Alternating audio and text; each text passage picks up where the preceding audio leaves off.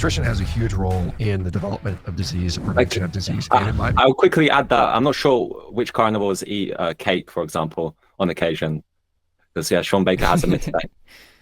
Yeah, no, they all do. Bart K, I think, says he eats pizza and cake sometimes, and yeah, they all kind of cheat, which is interesting. Yeah. And recently there was an ex-carnivore who came out, and they said that a lot of them on sort of off camera they admit that they're indulging in things which won't appear with a carnivore eating pattern. And so if they're to one another sort of admitting it off camera, imagine what they actually do at home, right? That's true. Yeah, I gotta make it serious for 1 second, guys, right? Because he says that on this diet, people heal themselves, right? So I don't think it's a surprise to anybody that people who are coming into this objectively meme-ish diet, like a meme diet, those are people who are basically suffering, right? They have certain things that aren't going their way, which is something I can relate to because, yeah, until a couple of years ago, I also suffered for a few years. It had nothing to do with the diet, but the diet was like an instigator of the suffering, right? If I was a little bit less familiar with like general nutrition, a little less committed to to veganism, or not committed at all to veganism, I would probably, would jump on a different meme diet, wouldn't I? Because the thing that made me suffer, right, it was me quitting drinking, and I used to drink every day. And when I quit, there was all of a sudden, I don't know what happened, like the microbiome gone array, and every fiber molecule was giving me pain. But it's like, I think like just the lack of kind of, I don't know, like general understanding of nutrition, and definitely the lack of understanding of ethics is what making people jump from one diet to another. And a carnivore diet seems to be a good place to jump at because it lacks, it's a elimination diet, right? Sorry, I spoke for a long time. I just want to be like for people who are watching to understand that I can empathize with the people, right? Yeah. Can't empathize with fucking Sean Baker because he's a fucking quack who uses those people to create his own online persona and make shitload of money. Where's that fucking study, Sean? Yeah, that's a good point. People, when they're in tough situations, they will can become desperate and do like try anything, right, to try and improve their health. And carnivore, I can understand why many people experience health improvements, at least in the short term, because any sort of eating pattern that can lead to weight loss can lead to improvements. But this is not the sort of eating pattern that will, in the population over a long term, would, I wouldn't bet on it leading to improvements in population health. And things such as cardiometabolic risk factors, which over time can lead to heart disease. Yeah, I was going to say, I think this is more, it's very psychological. I think a lot of people who end up adopting a carnivore diet, they feel like the government, the medical field, they're failing them, right? They feel like they've been betrayed. They feel like they've been told lies. It's very conspiratorial. And for a lot of them, maybe the medical field did fail them, right? Maybe the doctor they had wasn't good. Maybe they were given wrong advice. Maybe they were overprescribed, right? There's a lot of things that could have been happening, but that is completely separate from what the nutritional science actually says and completely separate from what's actually going to help your health in the long term, right? So I can understand if somebody has experienced a large amount of suffering related to their diet, whether it's obesity, whether it's eating a lot of foods that lead to chronic illness, whether it's the doctor they had, right? I get that, but that is not a justification for A, contributing to the exploitation of animals, and B, promoting a diet that we know, based on the best evidence we have, most likely is going to increase your risk of heart disease, cancers, all sorts of chronic illnesses. Yeah, as always in case of eating animal products, like if you switch from something to that, right, to eliminating all else, for instance, we know that there could be short-term improvements in all kinds of ways. Like, again, obesity is most of them, frankly, right? Getting rid of extra weight is most of it. But in long term, it doesn't pan out. Sean knows this. Sean says this. His audience is not listening because they're feeling better, right? Well, and also just for educational, just for entertainment purposes. His channel's only for entertainment, so no need to listen too closely. And on screen there, here we have some processed meat, it looks like, right? That's what I'm saying. Long term, cancer is not onset in 3 months. It takes years. Processed meat's very carnivore. The way it's produced is incredibly. Yeah, I've seen some carnivores who sort of deny processed meat as well. Yeah, that's true. That's true. Guys, everybody, we're going to move on in a second. I apologize for the free speak, but if you can, please like the stream. Please subscribe if you haven't already. If you can share it somewhere online, that would be amazing as well. And please, Logical Consistency, Foolproof Mastery. If you are not subscribed to them, the links are in the name of the stream. So let's go. The cure of disease. So they concluded that processed meat was a class 1 carcinogen, unprocessed was class 2. That decision was not unanimous. About a third of the people on that panel said, no, that's not correct. If we would just purely... A third of people said that it's not correct, but 2/3 said that it is, right? Even if we trust Sean for a second, which we probably shouldn't. So the majority agree with the evidence, right? Yeah, and that's how most decisions are made anyway. It's almost never unanimous. Usually it's something split. So I don't see an issue with that. And supposedly a bunch of meat eaters were sitting in that meeting, right? No vegans allowed or something like that? Who knows? I don't know. Oh, yeah. And it's also about looking at, the evidence as well. So just letting the evidence speak for itself. And there's, growing evidence, processed meat particularly is not particularly beneficial for health. Yeah. It's a fucking shame, again. My empathy goes to all the people who are convinced of this, including one in the chat. Hello, Hades. What we've been told, people on a carnivore diet should all be very, very sick. We actually see the complete opposite on that. If you're doing a vegan diet for ethical reasons, you're causing a lot more animal suffering and death than you probably understand. Can one of you please talk about crop deaths? You go for it, Brandon. Yeah, so when it comes to the crop death argument, I mean, I feel like I've been talking about this like crazy lately. Yes.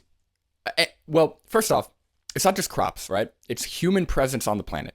Building homes, building roads, driving cars, anything we do is going to have an impact on other people, on other animals. That's undeniable, right? And all we can do in that regard is create better technology, find better ways of doing things, less harmful ways of doing things.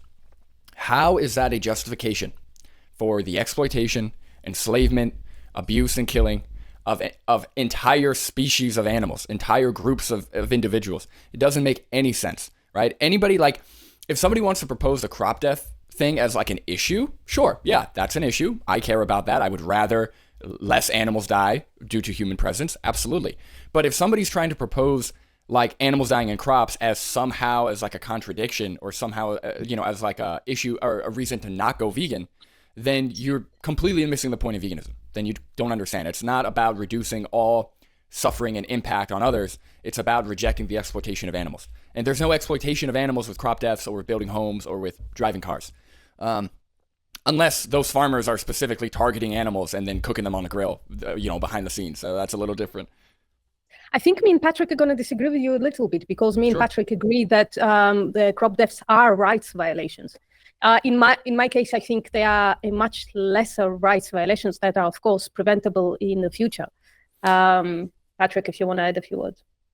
So I think there's some sort of degree in rights violations, right? And with growing crops, I haven't actually seen any data to suggest whether or not they're increasing or decreasing total rights violations. So I'm sort of agnostic on whether eating more in a caloric surplus is a good or a bad thing. It could be that eating more plant-based food actually reduces total rights violations, but I'm not sure about this. And I think it's morally virtuous to grow more, to think of ways in which people can grow crops without killing sentient beings. Yeah. Because like I wouldn't actually, in the human case, I would still accept incidental death or even potentially also sort of death, which what's the word? On purpose.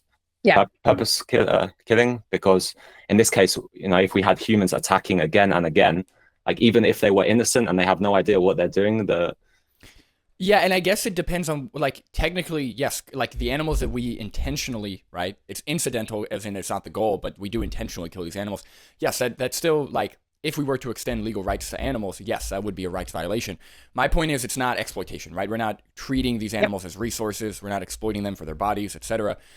But yeah, it is a rights violation. I guess, again, it comes down to the context. Like Patrick was saying, in the human context, I wouldn't see an issue, right? If somebody is attacking our food supply, like just like if a group of people were to start attacking your home or breaking your home or whatever, even if they don't understand what's going on, you still have a right to protect your home and, you know, do what you got to do.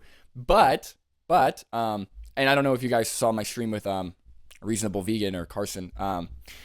I think there's a because his whole point was, you know, if you would kill an animal on a desert island to survive, then, or sorry, if he said if you view killing an animal on a desert island to survive as wrong, then you should also view, sorry, I think I'm mixing that up. His point was it comes down to survival, right? Whatever's necessary, and that's why he's saying when you grow crops to make vegan cake, you're doing something immoral, right? Because it's not necessary. My thing, it's not really about necessity. Like if I was on a desert island and yeah, I would view it as wrong to slit that. If I was with a cow, for example, I would view it as wrong to slit that cow's throat to eat their body. But if I am taking the resources on the island and that cow starves to death because I'm eating crops, I don't view that as a rights violation, right? I view that as some, you know, I would actually chalk that up to like competition, right? If I'm eating the resources and that the cow is, and I'm taking resources from the cow, yeah, I mean, that's sad, but I don't view it as a rights violation that the cow starves or the cow doesn't get the food instead of me, right? That's very different than me treating the cow as food and slitting their throat. Yeah, for me, I would need to know like the specific type of killing involved in the growing of crops. So it could depend, like some types of death could be a rights violation.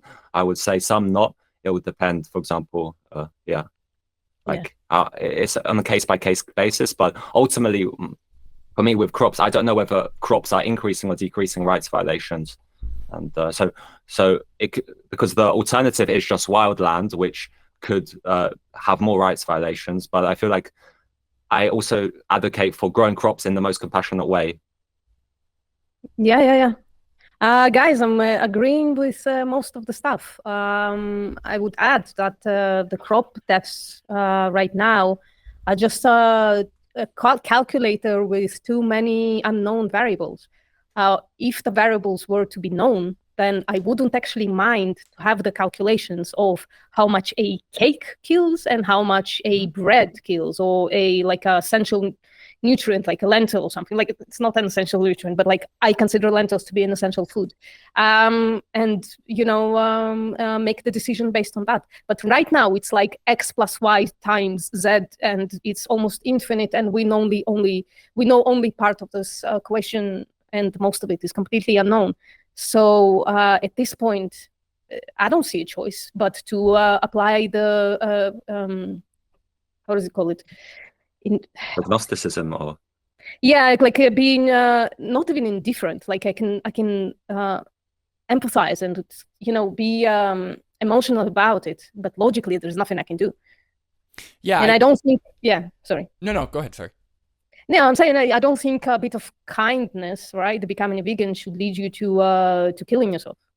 Yeah, no, I agree. I think, again, there's a difference between like moral issues and like practical issues, maybe. And again, like if we're gonna start nitpicking about crop deaths, right? They only choose to talk about crop deaths when we talk about going vegan.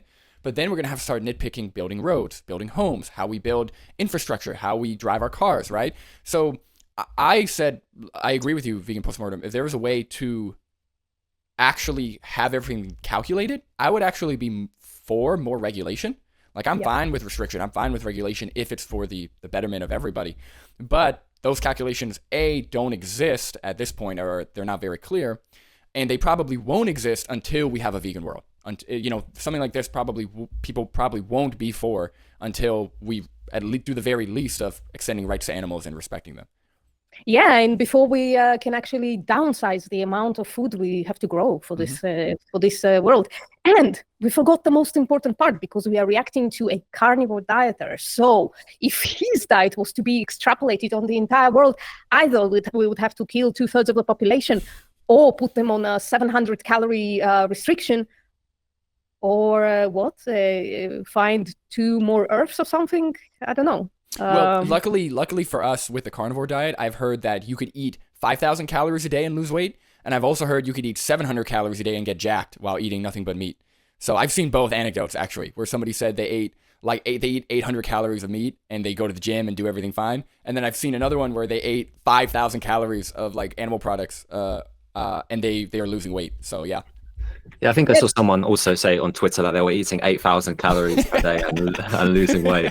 I think people just don't fucking have no idea what they're eating. Like, because I don't remember if it was Carnivore Clownery or Carnivore Cringe.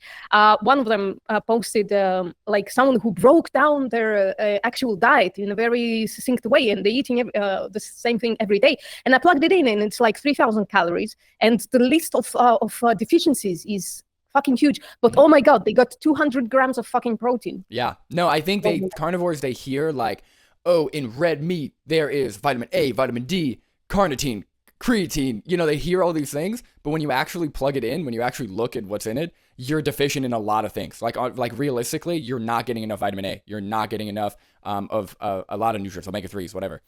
ALA, people don't know. It's a fucking essential nutrient. ALA. You have to get it. You don't just have to convert it to EPA and DHA. ALA is a fucking essential nutrient, and you have to get it. And there's fuck all of it in the fucking carnivore diet. I'm sorry for swearing so much. No. Actually, as of now, I don't think omega-3s are classified as essential. Based on the research, I think they're beneficial, but I don't think omega-3s are technically essential. ALA is, as far as I know. Oh, is it? Okay, I didn't know that. Okay. And yeah, I'll say out of all the sort of elimination diets, carnivore is probably the one where it's like most easy to get adequate protein, because if you're just eating meat, it's like your protein requirements will be getting met. So yeah, okay. So this is what this is probably why they're like, at least in the short term, they're not feeling, sort of getting as much, muscle wastage and stuff like this. True. But if they're under eating, but yeah, back to your point about the crop deaths, whether or not I see them as rights violations, I'm still sort of trying to work out my semantics, but I class incidental death as victims. So I'm not sure I class them as rights violations, but as victims. And I think all three of us, we would advocate for the most compassionate methods of farming, right? So vertical farming. Oh yeah. Yeah. Yeah, baby. Somebody, my favorite carnivore who subscribed to me, said in the chat that liver is supposedly a source for ALA. Can somebody disambiguate that or confirm it? I don't know. One of those two things. I have seen, a few cases of vitamin A toxicity in, from people eating liver, but I'm not sure if liver is a source of ALA, but yeah. A good source is algal oil supplement, for example, the algal oil supplements they got DHA and EPA, but for ALA, I think it's chia seeds, flax seeds. Yeah. And those are in a huge amount, right? It's only, I think, right? I might be wrong, but you need the chia seeds and flax seeds if you are trying to exceed the RDA by a lot, hoping that some of it translates to EHA and DHA and EPA. If you don't, if you take a supplement, just the RDA is enough, supposedly, right? And that you can get without any seeds. You just eat plant-based diet and you get enough ALA. As far as I know, I'm a dummy though. Let's not listen to me too much. So. After you can check, yesterday, I think there's someone on Twitter called, I think her name is Dr. Nancy Guest, if I'm saying their name correctly. They shared a paper about looking at DHA and the findings were that when people don't eat DHA, they can get adequate sort of outcomes just through ALA, but then I'll need to have a proper look at that paper, but she sort of mentioned that DHA, when people are eating, it sort of changes and makes things more difficult. So it's possibly detrimental, is what she's claiming? Yeah, I think I can sort of, if you can go on Twitter, we can sort of look it up. But I'm not going on Twitter. If you want to share your Twitter, go for it. But I keep doxing myself when I share my social media, so I'm not going to do it. One thing just to add to the question, Sean Baker advocates purely skeletal muscle tissue. Last time I checked, so he eats only steak. So that's irrelevant to the diet that Sean Baker's advocating for. But yeah. So sorry, Hades. Sean Baker is not recommending liver, even if there is some ALA in there, which I highly doubt, frankly. But we can check it out later. I'm not gonna make my decision on that, Hades. So tomorrow, I'm streaming the Formalogic stuff. You can join me, and I'm hoping to check it until then. Right? Can I share my screen? I found you're presenting. Yeah, no. Now you go for it.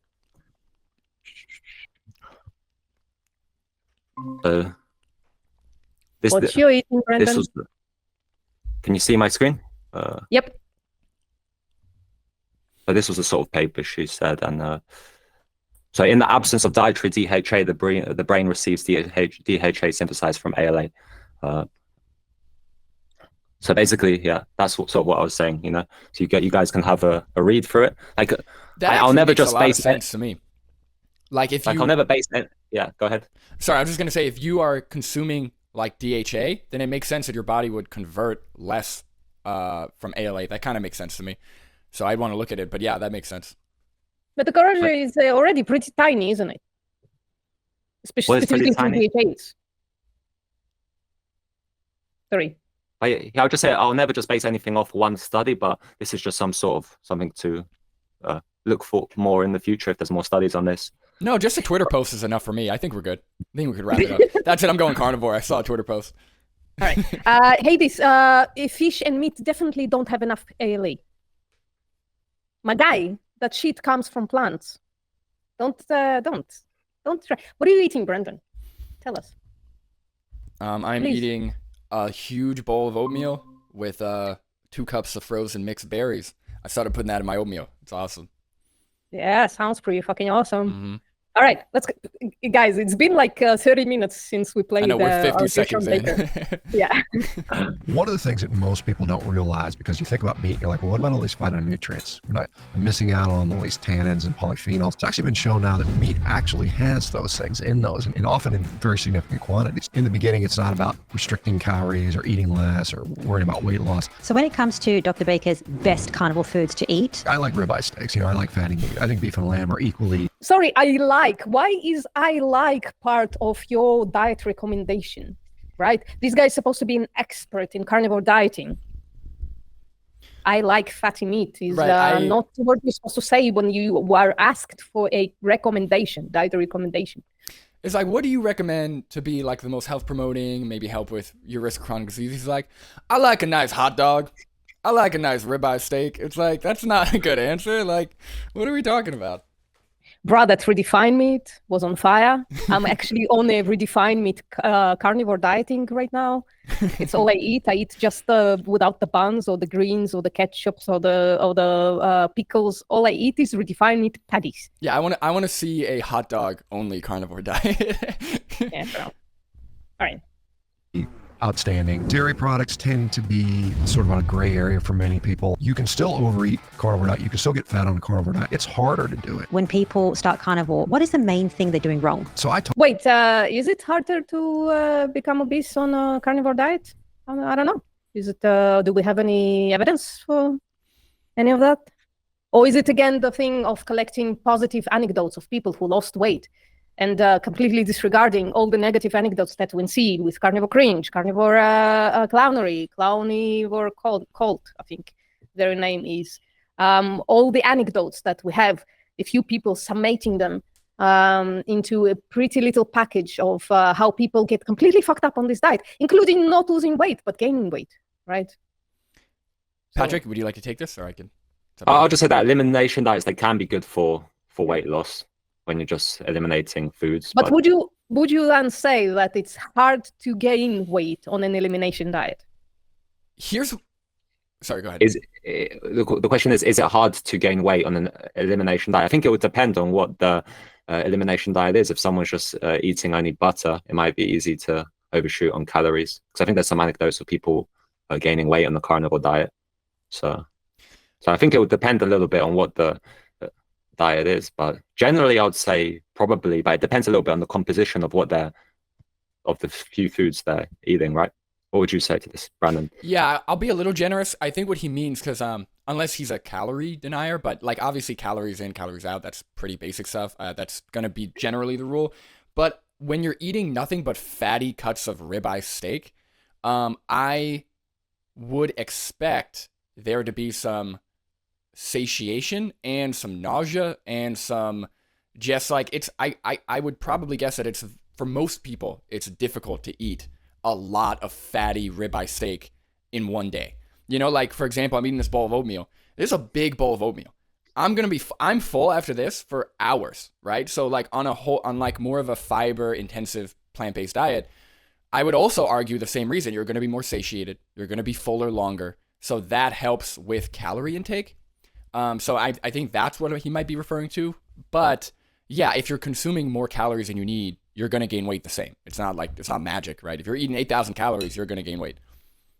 Yeah, I'm pretty sure Sean is a calorie denier. I'm pretty sure of that. Well, then that's a whole nother thing. Okay, that's you said that with confidence, and that's quite a big. Oh no! I'm taking it back. I didn't say that with confidence. Let's continue. Maybe we'll find out later. Oh my God! Don't take me so. Oh my God! Don't put me on the spot like that. Talked to a lot of people about the diet, and I think the number one thing. This conversation with Dr. Sean Baker was one of the most important conversations I've had about root cause healing and why an animal-based diet is so important to fix so many diseases. Root cause healing. What is that? Generally, when you hear these words, it's a big red flag, such as root or holistic, or it's straight away it's a red flag because everything is very complex diseases, and there's no like root cause, Yeah. As far as I've seen. Yeah. And together on this health podcast, we have grown to over 200,000 subscribers in the last year. And that's given me the opportunity to interview the best doctors. This message, hit that subscribe button. This will help bring you bigger and better guests. Thank you. Yeah, you could skip. Anytime she talks, I'm like, fine. Dr. Baker, welcome. Well, thanks for having me. Appreciate it. When people hear about carnivore, you arguably have the carnivore, simplicity. I'm sorry, guys. I know I'm putting too much stock in it, but I can't believe they're using that word like that. Just carnivore. Sorry. Most experience out of anyone on the planet, and millions of people have started the carnivore diet and cured diseases that doctors could not even fix, even with surgery. But when people evidence, please. What is she talking about? Okay, the term cure disease is, like Patrick said, everything is very complex. Right? Even if you're asymptomatic, it doesn't mean you no longer have heart disease or you no longer have type 2 diabetes. Like, it's not, you can't just cure diseases. And then she said even cure diseases that surgery couldn't cure. What is that? Yeah, I don't know, man. 200. I'm very discouraged by that 200,000 podcast number. I hope she's making that up or she's exaggerating. It's very upsetting. Yeah, I was discouraged by you, Brandon, the last time we talked when you said that this diet is becoming like more popular. But also, this reminds me of an anecdote of a carnivore dieter who claimed that she cured or put her colon cancer in remission. And in the interview itself, it became apparent that she underwent surgery. And then she said she doesn't want chemotherapy. Now, I right now work in the oncology ward with cancer patients for my job. And when they undergo a surgery, then they are presented with an option to go through a few rounds of chemotherapy just as a preventative measure, right? Because cancer cells are not always completely localized. They sometimes spread one cell or another, and it's something that it can't be found through CT or PET-CT or whatever. So they usually go through a preventative course of chemotherapy. She denied that, and she went on a carnivore diet instead. And now she's claiming that her colon cancer, is in remission, completely disregarding the fact that she actually underwent a very effective treatment. Part of her colon was removed, or all of her colon, I don't know. Yeah, I think once you actually start digging deeper, like once you actually sit down and ask for a full story, either things are not matching up Like I've seen people who Dr. Anthony Chaffee interviewed, and I was watching, it was like 2-hour-long video, and his story is all over the place. He was eating plant-based, and then he wasn't, and then he was doing this at this time and doing that at that time. So either the story doesn't match up, or you find that there were other interventions they implemented, right? Like I know Ken Carnivore, there's an interview of him saying not only did he go carnivore, but he got his colon removed, he stopped drinking, he changed other lifestyle things. I think he started sleeping better or something. So there's a lot of different changes that are made at the same time, but they only focus on the carnivore thing. I think it's because it's confirmation bias. They're expecting to see these things, so they focus on the intervention that they think it's linked to.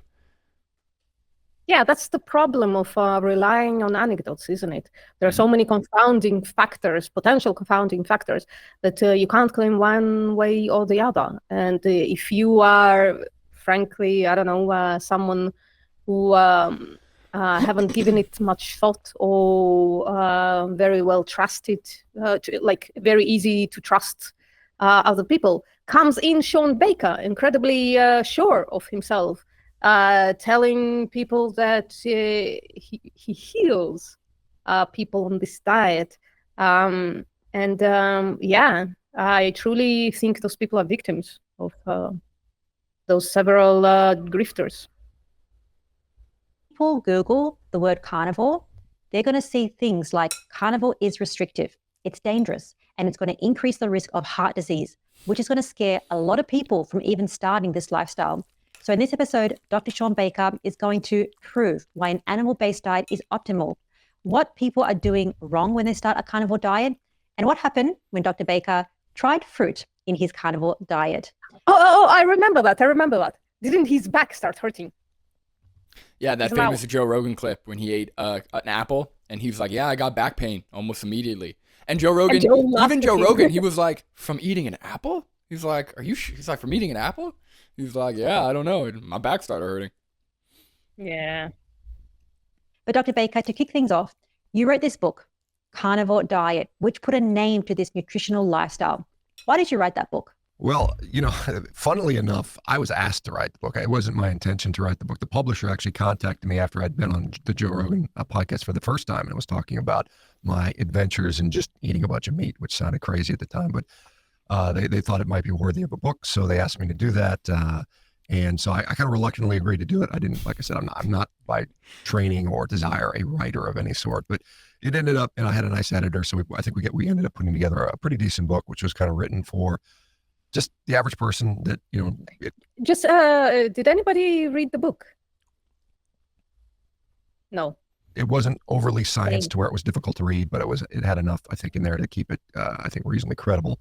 And so that's what led me to write it. So I wrote it. I wrote it probably primarily in 2018, and it was published in 2019. And honestly, I don't know that I would change it much at all. I mean, there's been some new studies that have come out since that time that I might have added just to further lend credence to the scientific argument for that. But honestly, I think it holds up today as good as it did back then, and I think it's a scientific argument for that. But if he means by that the carnivore diet, didn't he say that he doesn't know, and that there are no studies? Maybe this was recorded before that embarrassing internet fafu. Honestly, he sounds like somebody who bit off way more he could chew.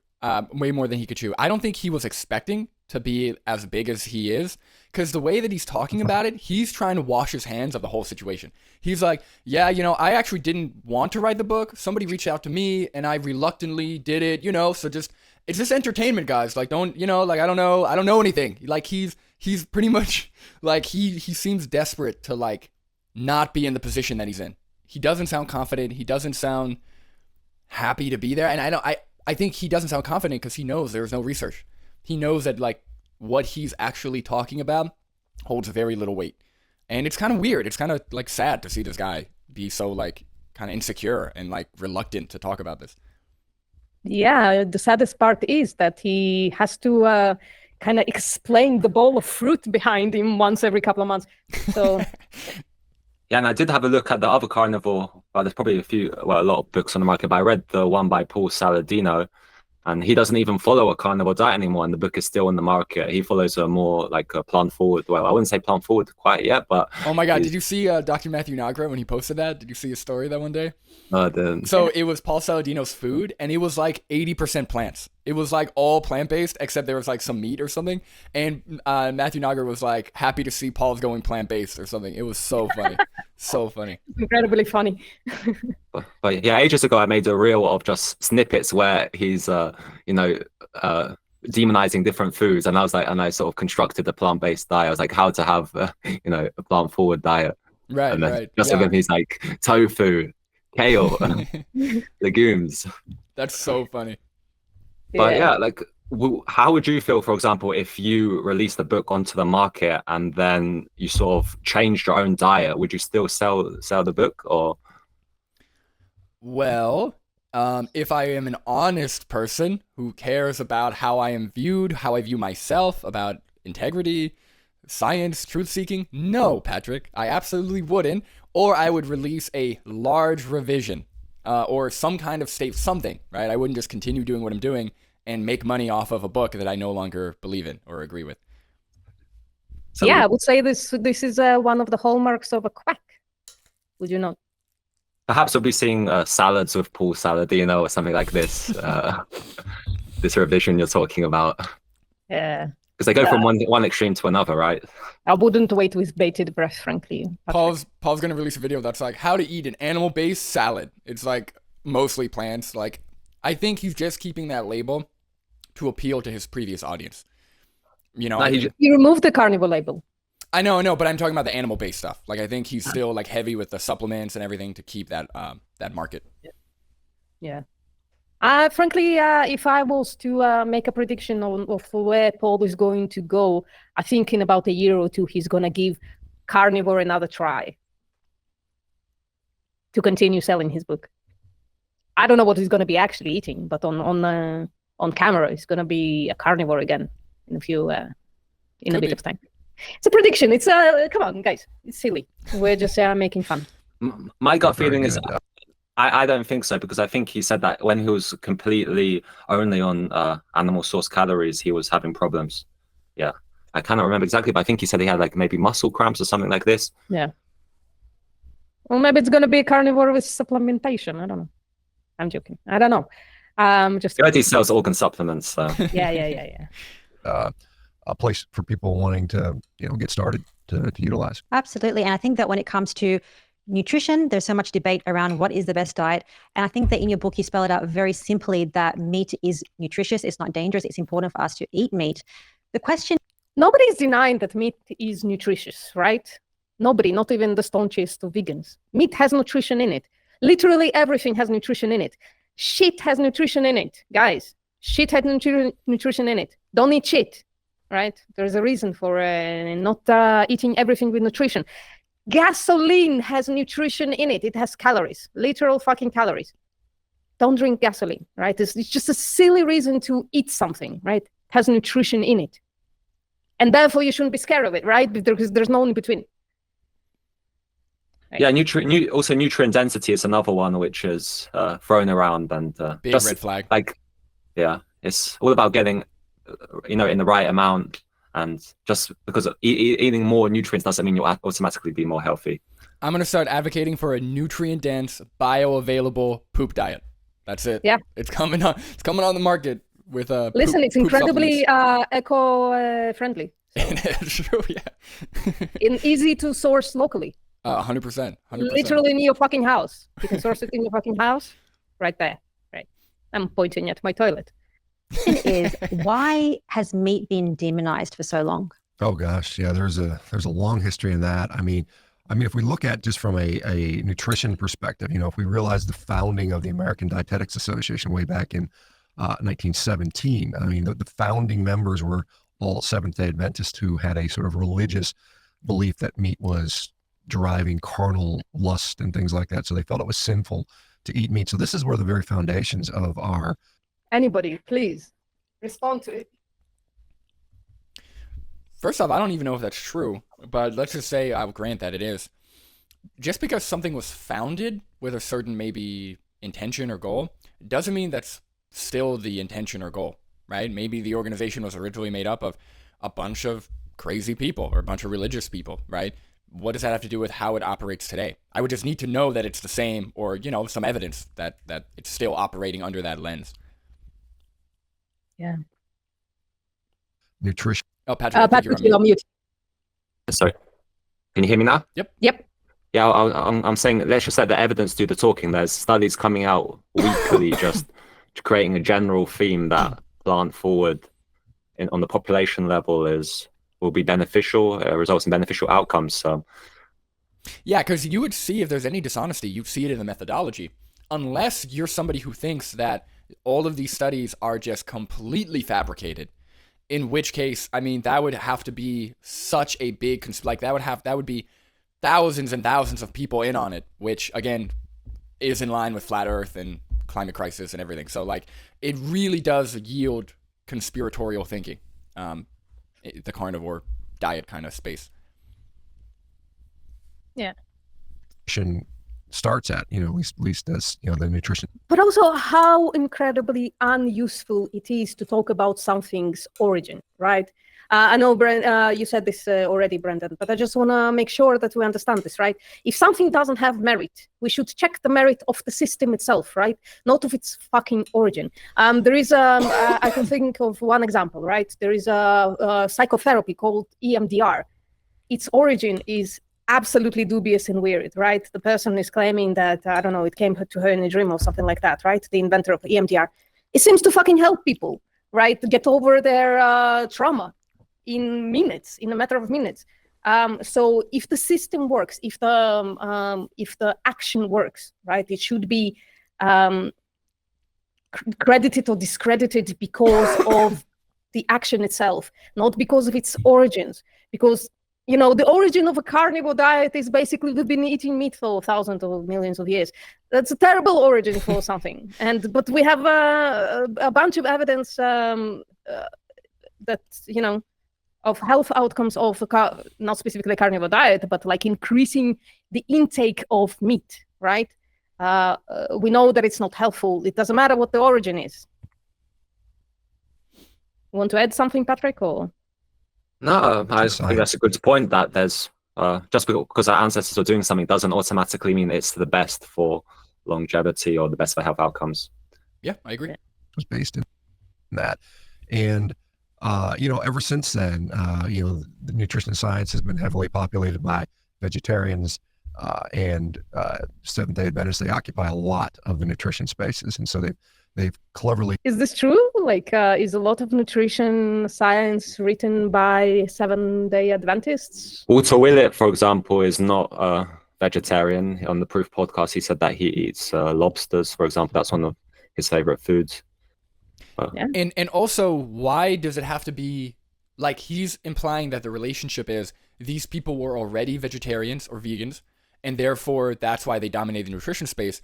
Wouldn't it make sense that they are nutritionists and based on the best available evidence have made lifestyle changes or dietary changes to be in line with the evidence? He's implying that there's some kind of agenda, but it could just be that most of these people have become vegetarians or vegans based on the evidence. So yeah, I would just need to see evidence that it's the other way around versus, them following the evidence. Yeah, most scientists are religious. If that was true, what Sean is saying was true, then we would have evidence for God, wouldn't we? I'm just fucking with you guys.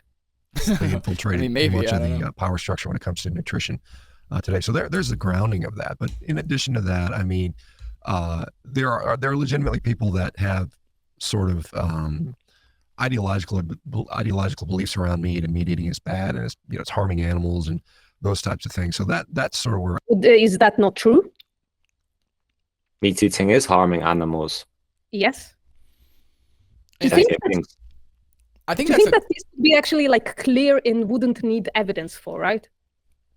And I also think that's a good thing. Like, just like how we work within nutritional constraints that don't harm humans, right? Like, imagine the advancements we could make if we started exploiting other people, eating other people potentially. Like, who knows what kind of discoveries we'd make or what kind of medical advancements we'd have.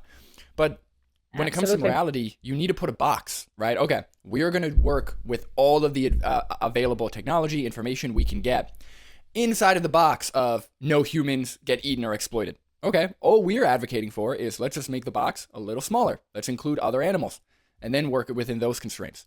I think that's perfectly reasonable. Why wouldn't you want to put that box? Yeah, in fact, this is a question that I keep asking the researchers at my work.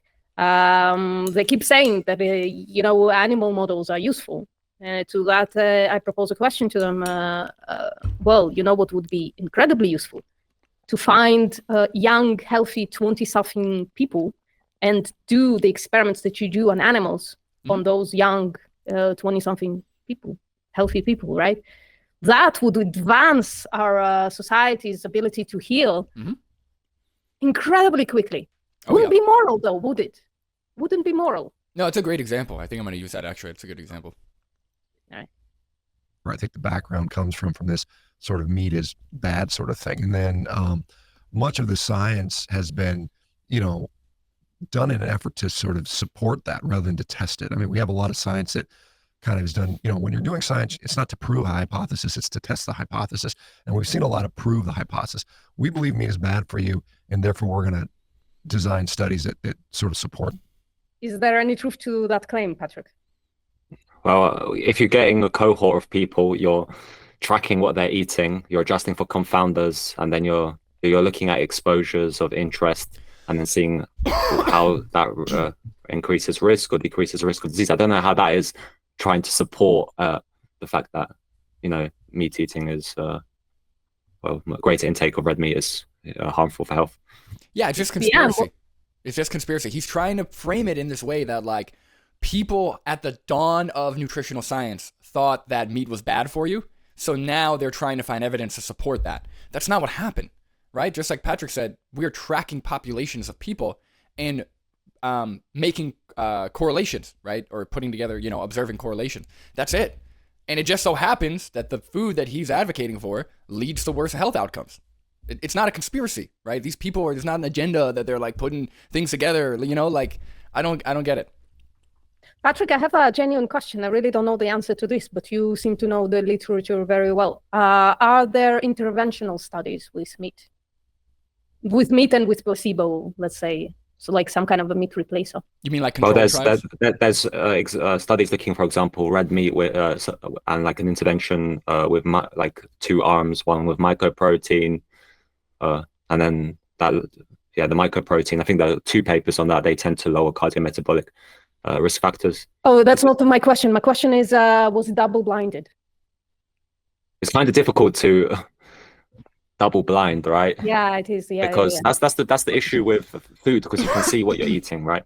Well, you can keep the researchers in the state of unknowing, right? You can hire, like I, for instance, was hired several times to be kind of like a study coordinator who randomizes people, and the researchers and the people who paid for the study were blinded to it. They didn't know who got what, right? But the participants, the participants are going to know. Like if they have a real animal flesh burger. If they have understand. So the double blind couldn't work the other way. Yeah. I'm sorry. That was a silly question. In terms of intervention, that like there are, but in terms of that's one issue with which I think there's a paper on this which I need to read again. But just looking, mention that this is a challenge. Yeah, they could put it in like a denatured smoothie or something, or put it in actual pills. Like if you you take your meat intake or mycoprotein intake through swallowing like 200 pills or something. I don't know. It's probably going to be very hard. Yeah. Maybe like a smoothie, like a meat and a Beyond Meat smoothie. You just mix them up. That might work, actually. And that would probably be abhorrent for the participants, but that might work. Probably deter some people off meat for a while. Maybe, yeah. No, but like if you denature it and add some flavorings to it, I bet you can do all kinds of stuff to it to make it not gross, wouldn't you?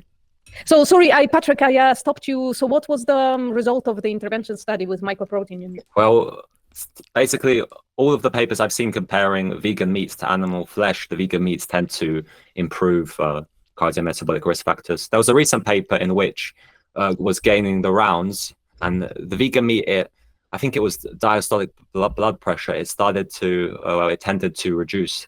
Yeah, I think it was diastolic blood pressure. But I need to just double check that. But they were saying, because the glucose spike with the vegan meat, it was for a longer time. Yeah. But glucose spikes isn't something which is really concerning unless someone has diabetes. And also the macros, this vegan meat in that recent trial, it had higher saturated fat content. So this could be one explanation why there was no difference in LDL cholesterol between the groups. But so that's the one sort of thing that's been brought up against vegan meats compared to animal flesh in this recent study. I think, Dr. Nagra, he made a reel on this. I'll check it out. I haven't seen it. All right. But that rather than let's test if it really is. And that's really what we've seen over the years because, as you know, I mean, nutrition science, first of all, is very difficult to do and obtain very specific, conclusions. I mean, because most of it is inferences based on data, which is heavily confounded. And, sometimes there are certainly biases inherent within the researchers. Sometimes the funding sources obviously get in the way there a little bit, but sorry, didn't he found his own fucking research? Yeah. So, but when you read papers, there's this thing called publication bias. So they test for that, and so I don't know what he means by bias. Does he mean they are sort of designing the trials to, or what does he mean by bias, right? I think he just thinks that the entire nutrition field is just infiltrated. The way he said it, he doesn't. I'm not guessing here. He said that the entire nutrition field is infiltrated by the plant-based dieters. Because fraud is very serious, right? And there's people who sort of investigators who check for this, right? And someone, if they're found out for fraud, they can lose their job. And I'm not sure, but I don't think research is like the most well-paid field compared to other fields, right? So most people are doing this for their love of science, I would guess. Researchers are paid absolute shit. Absolute shit. The labs have millions, right? Sorry, my phone keeps my mic keeps falling. The labs have millions of funding, but researchers are paid. A study monitor or a study coordinator, whatever my title is, depends on the day, get paid better, much better than the researchers in the lab for which I provide the whatever, it doesn't matter. So yeah, you bang on there. I think you guys are missing a really key point though. I can't even say this straight face. You see, nutritional researchers aren't paid a lot, but they're all being funded by Bill Gates to support plant-based diets for the climate.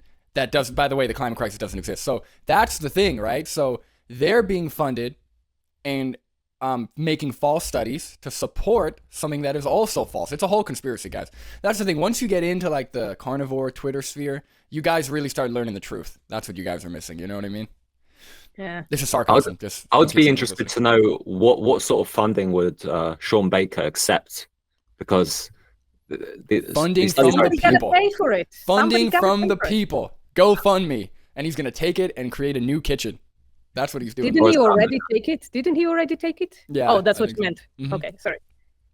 Did he buy a new kitchen? Is that I heard something about that. I don't know, but I heard I saw a post somewhere where he took all this money and then he the next a couple weeks or something, a couple months, he had like a new kitchen or like renovations or something. I don't know. I heard something about a sauna. Yeah. But don't take my word for this. Guys, just to make sure, we're just shooting around. this is for entertainment. Don't take us seriously. Don't take Sean seriously either. He said that his social media is for entertainment. So let's go.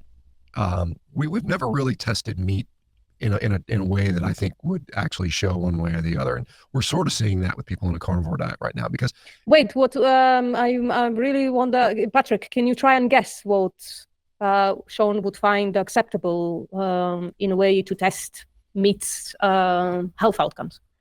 He would want, I guess, a randomized controlled trial, or with people only eating meat for maybe 20 years.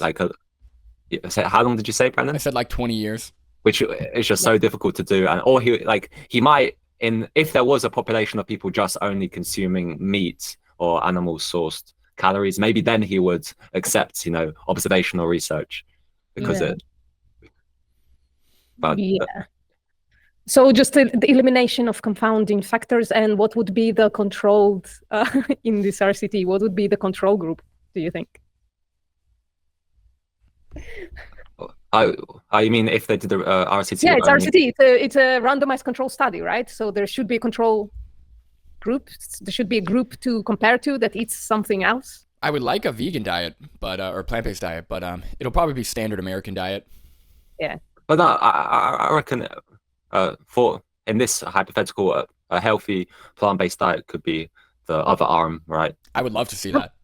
I would go even further, right? Because we do have a plant-based anecdote of a mono diet that is incredibly, it's anecdote, so you can't really infer something from it.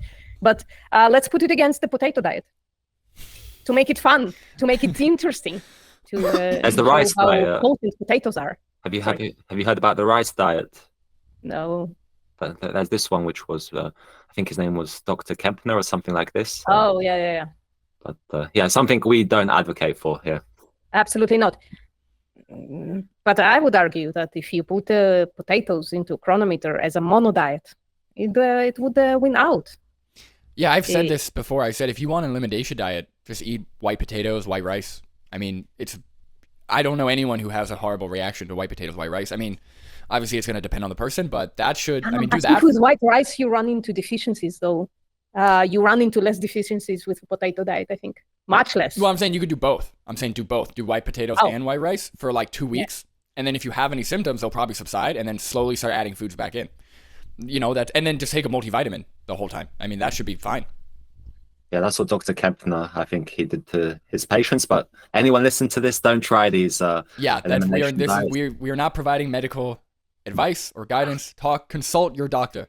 Well, just have a normal diet where you reach the macros. People, nobody here is a nutrition expert. Don't listen to us. Seriously, go to a nutrition expert. And just have a normal diet and don't exploit. Have a normal diet that does not support the exploitation of sentient beings, and you're good, right?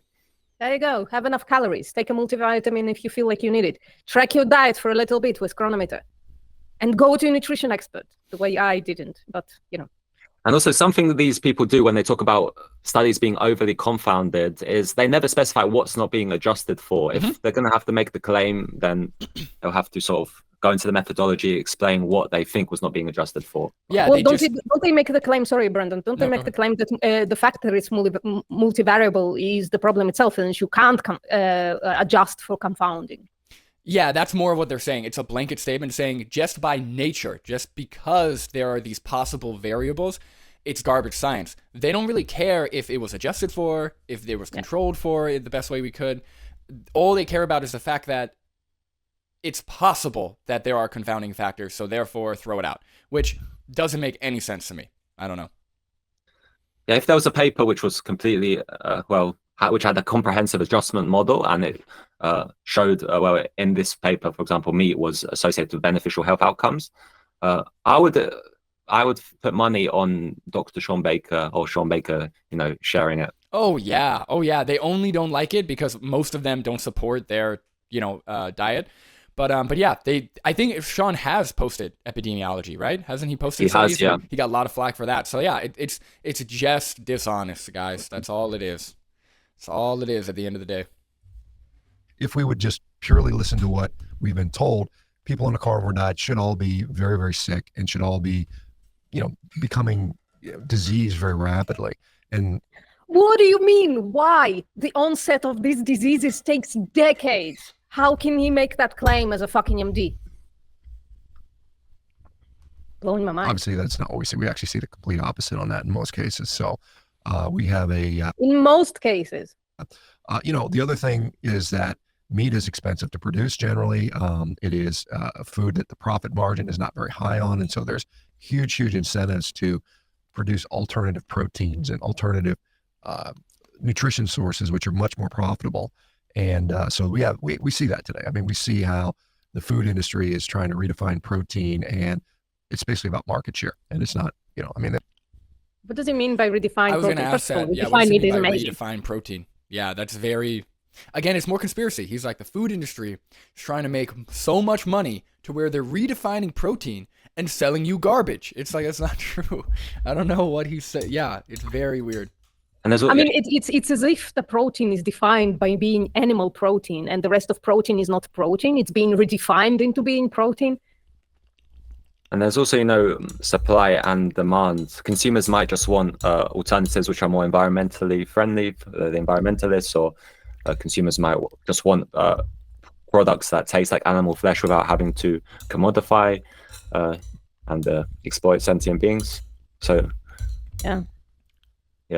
They claim it is to save the environment or help people's health, when really it's what do you mean they claim? It's mostly about making profit, to be honest. So when you say they, I'll add there was a recent study looking at Sweden. It was a modeling study, and it found that the alternative products are more environmentally friendly in terms of carbon footprint, water use, compared to the animal products. So the alternative products seem to be more environmentally friendly. Sorry, I'm just laughing at Brandon hiding the huge bowl of oatmeal that he just finished. Okay. So 5-minute body just asked, when you say they, about the USDA guidelines, and even people that are on the advisory board of the USDA. There is a doctor called Dr. Fatima Stanford, and she has said that obesity is genetic, which kind of means there's nothing that we can do about it. Probably. Do you know anything about this, Patrick? And I need a little break while you talk about it, if that's okay. Go for it. If you have something to talk about. Okay. Yeah, we can talk a bit. So, obesity is, as far as I know, from what I've been reading, it's a disease, right? So because it's a very complicated disease, which also encompasses sort of our environment, and there's a lot of factors. The correct way to say is, as from what I know, is that you say someone has obesity, right? Because it's a disease, and what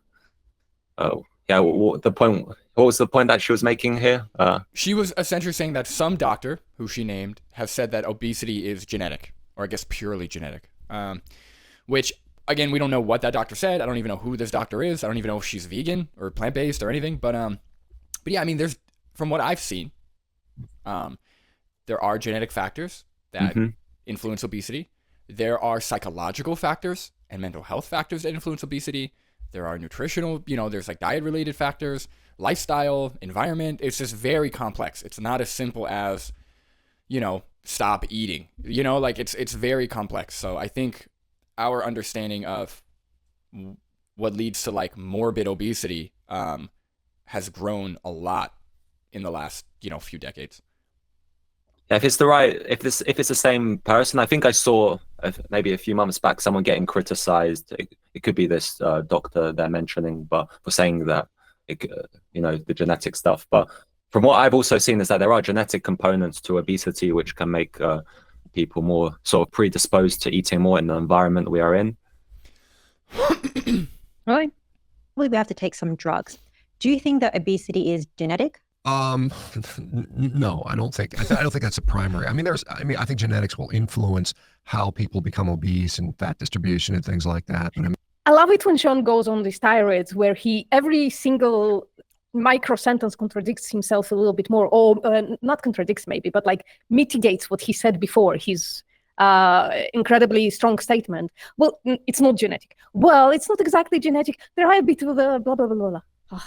Most things we see, such as in terms of disease, from what I've seen at least, is that they're multifactorial. So there's no one cause. I haven't seen of anything off the top of my head. How people become obese and fat distribution and things like that. But to say it is a genetic disease, it's if it was, then we would have the same prevalence 100 years ago that we have today. And we know that the obesity rates are skyrocketing right now. They didn't exist back then. There could be. Well, our food environment was incredibly different, wasn't it? That include animal products. They were completely different in completely different doses, weren't they? Yeah. The genetic, modulators to obesity, but the direct cause of obesity is clearly, a lot of it has to do with what we're eating, for sure. And as far as the USDA, the U.S. Department of Agriculture, I mean, their job, literally, their primary job is to... Sorry, I apologize. Just by the fact that he said that what we are eating is the factor and not how many calories we're feeding. I feel a bit more confident with my previous statement that he's a calorie denier. Also, if he's about to say that the U.S. dietary guidelines are wrong, I'm going to lose it. I'm going to lose it, man. I feel like he's about to say it. You can't demonize the guidelines when nobody follows them. I feel like he's going to say it. Nobody follows them. The adherence is low, as he's mentioned. And just in the last week, there's been a couple papers out looking at adherence to the dietary guidelines and greater adherence to the dietary guidelines associated with lower risk of, multimorbidity. Or there was one study looking at children, that greater adherence of children to dietary guidelines. They had lower rates of hospitalization. Nice. So, yeah. Sounds like people know what they're doing. I don't know. Department of Agriculture. I mean, their job, literally, their primary job is to promote U.S. agriculture and commodity agriculture. So that means corn and wheat and sugar and soybeans and, everything. So their job is to sell as many agriculture products as possible. That includes animal products. The fact that 95% of that panel that will be determining the 2025 guidelines has financial conflicts of interest with various food industries, and particularly many of these processed food industries is to say the least very disturbing. And so I know... Does the USDA promote a large amount of processed foods? Or I don't know, I'm asking genuinely. No. Okay. Yeah. Personally, in fact, trying to get research. If we look over the years, they used to promote a lot more meat consumption. Like, the dietary guidelines have gotten a lot better over the years because of criticism, because of better science. So again, the guidelines are directly in line with the science, or if not, from what I've seen, I would say almost directly in line. So the conspiracy talk is all good and great. Oh, well, they've got to sell their corn, like that's interesting kind of, but it doesn't really, when you actually look at how the guidelines are developed and the science, it kind of falls apart. There's no conspiracy. It just makes sense. Patrick, you have anything to add? The dietary guidelines, there seems to be a general theme across the world, right? And that's all. It's as if it's based on the same science, independent of who's on the committee. It's very disturbing. And so I know personally from trying to get research done through things like the beef checkoffs, which is part of the USDA. I'm speechless. Anybody gonna say something about that? No, again, he only cares about the conflicts of interest with corn and soy and wheat, but beef checkoff. Oh no, I've been there. It's all good. Whatever. It's absolutely not the beef checkoff's fucking livelihood to promote the consumption of beef. And they completely don't owe it to farmers who fund them to promote the consumption of their product. Yes, sorry, Patrick. Yeah, the beef checkup, they also fund studies, so it'll be interesting to see if Sean Baker accepts studies with this funding. Probably, right, I would assume.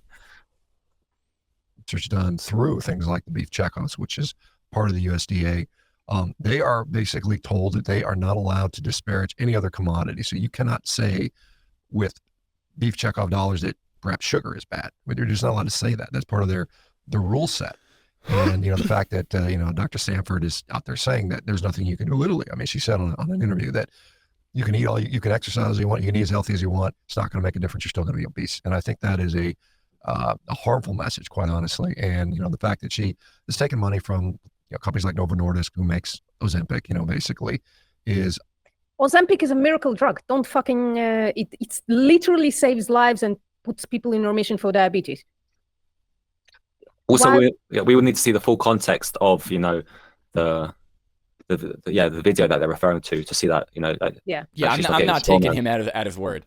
I am not taking Sean Baker at his... I'm not taking any of these people at their word. No way. Brandon, you're a wiser man than I am.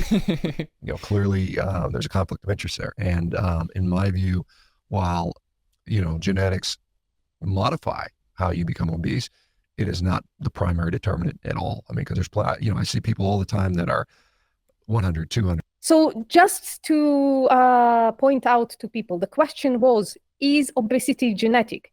And the answer is genetics are not the primary mover of obesity. That's not the answer to the question even. I would also know how he defines primary, or how he's getting at whatever he thinks is the primary. It's a multivariate in it.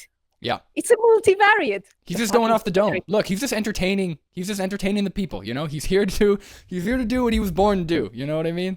That's all he's doing. By the way, we're just shy of 11 minutes in. I don't know if we can hold my audience hostage for this long, but we'll go for as long as there are people. So, I see people all the time that are 100, 200, 300 pounds overweight, and they return to normal weight, and their genetics don't change at all. It's obviously, and they're not taking drugs. They're changing their diet. I guess people are confused about what should we eat, because there's so many different ways of eating. Sorry, I just want to make another point. I apologize, but you can lose weight in both ways. You can take the drugs or you can change the diet. We do have evidence that taking the drugs would yield higher adherence than changing the diet. So out of the two interventions, I would probably go with taking the drugs, just because of the higher rate of adherence to drugs than it is to a diet. Well, what would you say? That's a great point, because recently we've been seeing a lot of ex-carnivore videos, and it's important to take into account adherence. So great if someone, is losing weight in the short term, but the question is, do they adhere to that over a longer period? Because it's difficult. And I think it's important to separate like pride and what's actually effective, right? I feel like there's this idea that, if you do it the right way, then it's better, like it leads to a better outcome, which isn't necessarily the case, right? If you take Ozempic, or you use a drug, or you get a surgery, whatever, and that leads to more sustainable weight loss, maybe more weight loss, maybe other benefits, I don't care if you think it's the right way, the wrong way, whatever, that leads to better health outcomes, right? So yes, I mean, ideally people could live a healthy lifestyle because it helps with chronic disease, eat better because it helps with chronic disease, stuff like that. But at the end of the day, just take the drug. Right? If you can't, there's nothing prideful. This is not about pride. This is not about the right way, wrong way. Just do what's most effective and will lead to the best health outcomes for you. Yeah. And let's not forget the animals, who are definitely more victimized on a carnivore diet than they are on Ozempic, that prevents you from being hungry. 100%. Yeah. It's better to take the Ozempic and don't double your exploitation of animals, please. Yeah. Eating carnivore, vegan, and there's an in-between diets. But talking about higher, just the fact that she said there is a carnivore, there's a vegan, and there is the in-between diets. I mean, my God. Before we get to these whole unprocessed food diets, ultra-processed foods. What is the problem with ultra-processed foods, and why is that more harmful for our health? Well, I think one is Patrick's bread and butter. Hold on, pause it. Patrick, say it, buddy. Say it. You got to say it right now. I'm interested to hear what you think I'll say. Any food can be part of a healthy diet. Isn't that right, Patrick? I might have mentioned that, yeah. Yeah, you almost always say that. That's like my favorite thing you say. All right, sorry, play. Harmful for our health. Yeah, I was going to say... Well, I think one... Sorry, yeah. Shall we listen back quickly to what he said there? Yeah, processed foods, and why is that more harmful for our health? Well, I think one is the processing of food. So when you turn things into powder, for instance, I mean, we are not really designed to eat powders. I mean, you think about it, just if we would go back... I'm going to lose my fucking mind. Oh my God. What relevance does it have if we've eaten it or not? You know what? It's going to be, it can be the absolute most novel, most processed food, and it still could lead to better health outcomes than the natural food. I don't see how those two things correlate, the two things that he said. Yeah, you're learning prop logic at the moment, right? So we could sort of get him formalize his argument, like if something is a powder, then it's unhealthy. This if we find some meat and turn some flesh into a powder, automatically it's going to be unhealthy. That's got to be the worst way to answer that question. She was like, well, what about ultra processed Nice. foods are unhealthy? Oh, nice vegan performer. She's like, well, what about ultra processed foods? You know, what's wrong with them? He's like, well, the first thing is the fact that they're like he's like begging the question almost. He's like, well, they're ultra processed. You know, when you take anything and you chop it up, it's like how processed is like, okay, powder equals bad. Is tiny pieces bad? You know, or like little chunks? You know, like how processed? Technically, your steak then is processed because you're chopping it off the cow. Like, what are we talking Depends, about? yeah. Where you draw the line on like the surface area of the particles. Right, the surface area of what container it can fit in. You know, like it doesn't make any sense. Yeah, maybe it's whether the processing breaks the cells, and then meat is definitely, or at least, well, yeah, raw meat as well. It's off the table, isn't it? Because once you kill somebody, the cells are gonna break the walls and spill the entire thing into the bloodstream. I promise you, somebody is going to be on social media advocating for hunting zebras and eating them raw. I almost guarantee you, in like a short period of time, somebody's going to be on social media talking about the most natural diet. And they're going to be going out hunting zebras or deer and eating them raw. I swear it's going to happen. I hope not, but I promise you it will. If anybody in my audience know that specific anecdote, please let us know. And also, please subscribe to Patrick and Brandon as well. Thank you. Yeah, I'll also add that I don't know if he supports beef liver capsules, right? The organ supplements, but aren't they technically a powder inside the? I'm not aware if Sean supports any supplements. Does he sell supplements? I thought I saw something with electrolytes, but maybe I'm wrong. I thought he did electrolytes, but maybe I don't think it's Sean. I think Sean says just eat steak and drink water and salt, shit like that, isn't he? And once in a while, he'll eat cake that definitely doesn't have powders in it. Absolutely none. Well, I mean, out in the wild, if we were gathering food, I would not ever come across any kind of powdered food. I mean, this doesn't exist in any form in nature. So it requires a tremendous amount of processing. And when you powder the food, sugars, flours, even protein powders, to be honest, you dramatically alter the absorption characteristic profile of those foods. And that changes how our gut microbiome interacts with it. It changes how the temporal sequence of digestion is supposed to occur. There's incretin hormones, which these new weight loss drugs, the GLP-1 receptor agonists sort of emphasize. One of them called GLP-1. There's also GIP.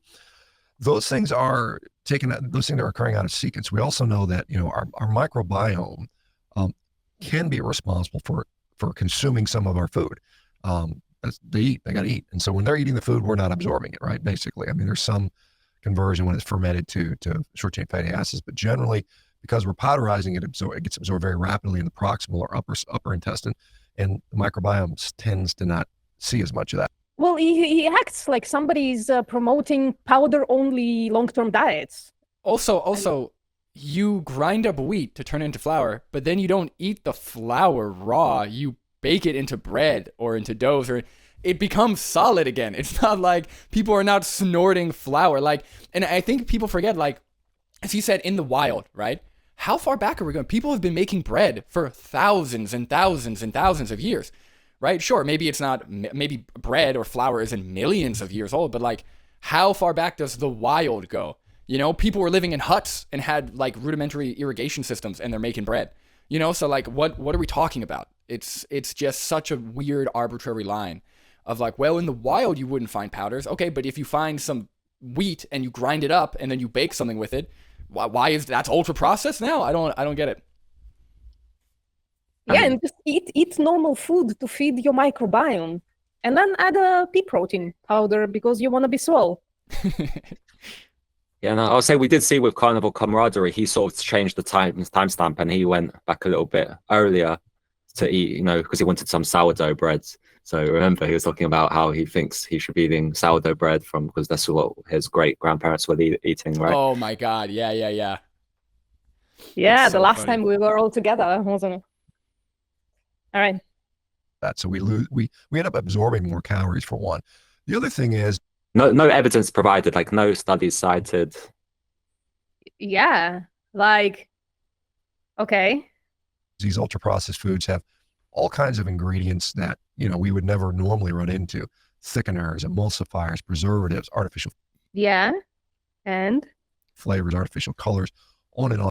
Yes, and on, of which many of them, by the way, are banned in places like where you are in Spain and Europe, here in the US, most of which we don't really have good long-term. I think he's talking about specifically the fact that the US has much more permissions than Europe, right? With additives and shit like that. Well, yeah, just ban those things, but like, there's no reason to ban xanthan gum or whatever, right? I don't know. I haven't looked at it too much. I just looked into the fact that WHO basically decides which food additives get accepted to be added into food and which aren't. But I haven't looked at the evidence too closely. Do we have like, I don't know, like human trial health outcomes on this stuff? Or is it all mechanistic animal trials? And I've seen some colors where they have, warnings maybe for children. I think there's one or two that I'm not sure how they determine that. Yeah, I saw the one. I actually have one thing that I looked into. Like glycerin was that had a warning for children to not ingest, and it's basically based on a case study of some child getting I don't know, a stomachache while eating ice cream that had the glycerin in it. I don't know. That seems like not a good indication against it. I don't know. Yeah, something being banned in a certain country doesn't mean anything about whether it's like good or bad. Like gay marriage is banned in almost every other country, right? I don't think it's legal in a lot of countries, and it's not. It's like, well, in the U.S. allows it, but in other countries it's banned, therefore it's bad. Like, that's not a good argument. Something being banned, you got to look at the actual facts and the science behind it. At least. Well, I think that they are banned because there is some at least evidence against it being good for health. I'm not sure though because I didn't look it up. You're talking about the food coloring, right? Not gay marriage. Yeah. Okay. Yeah, I'm talking about the E numbers. Yeah, I'm gonna. You got me. The gay in the house is against gay marriage. That's it.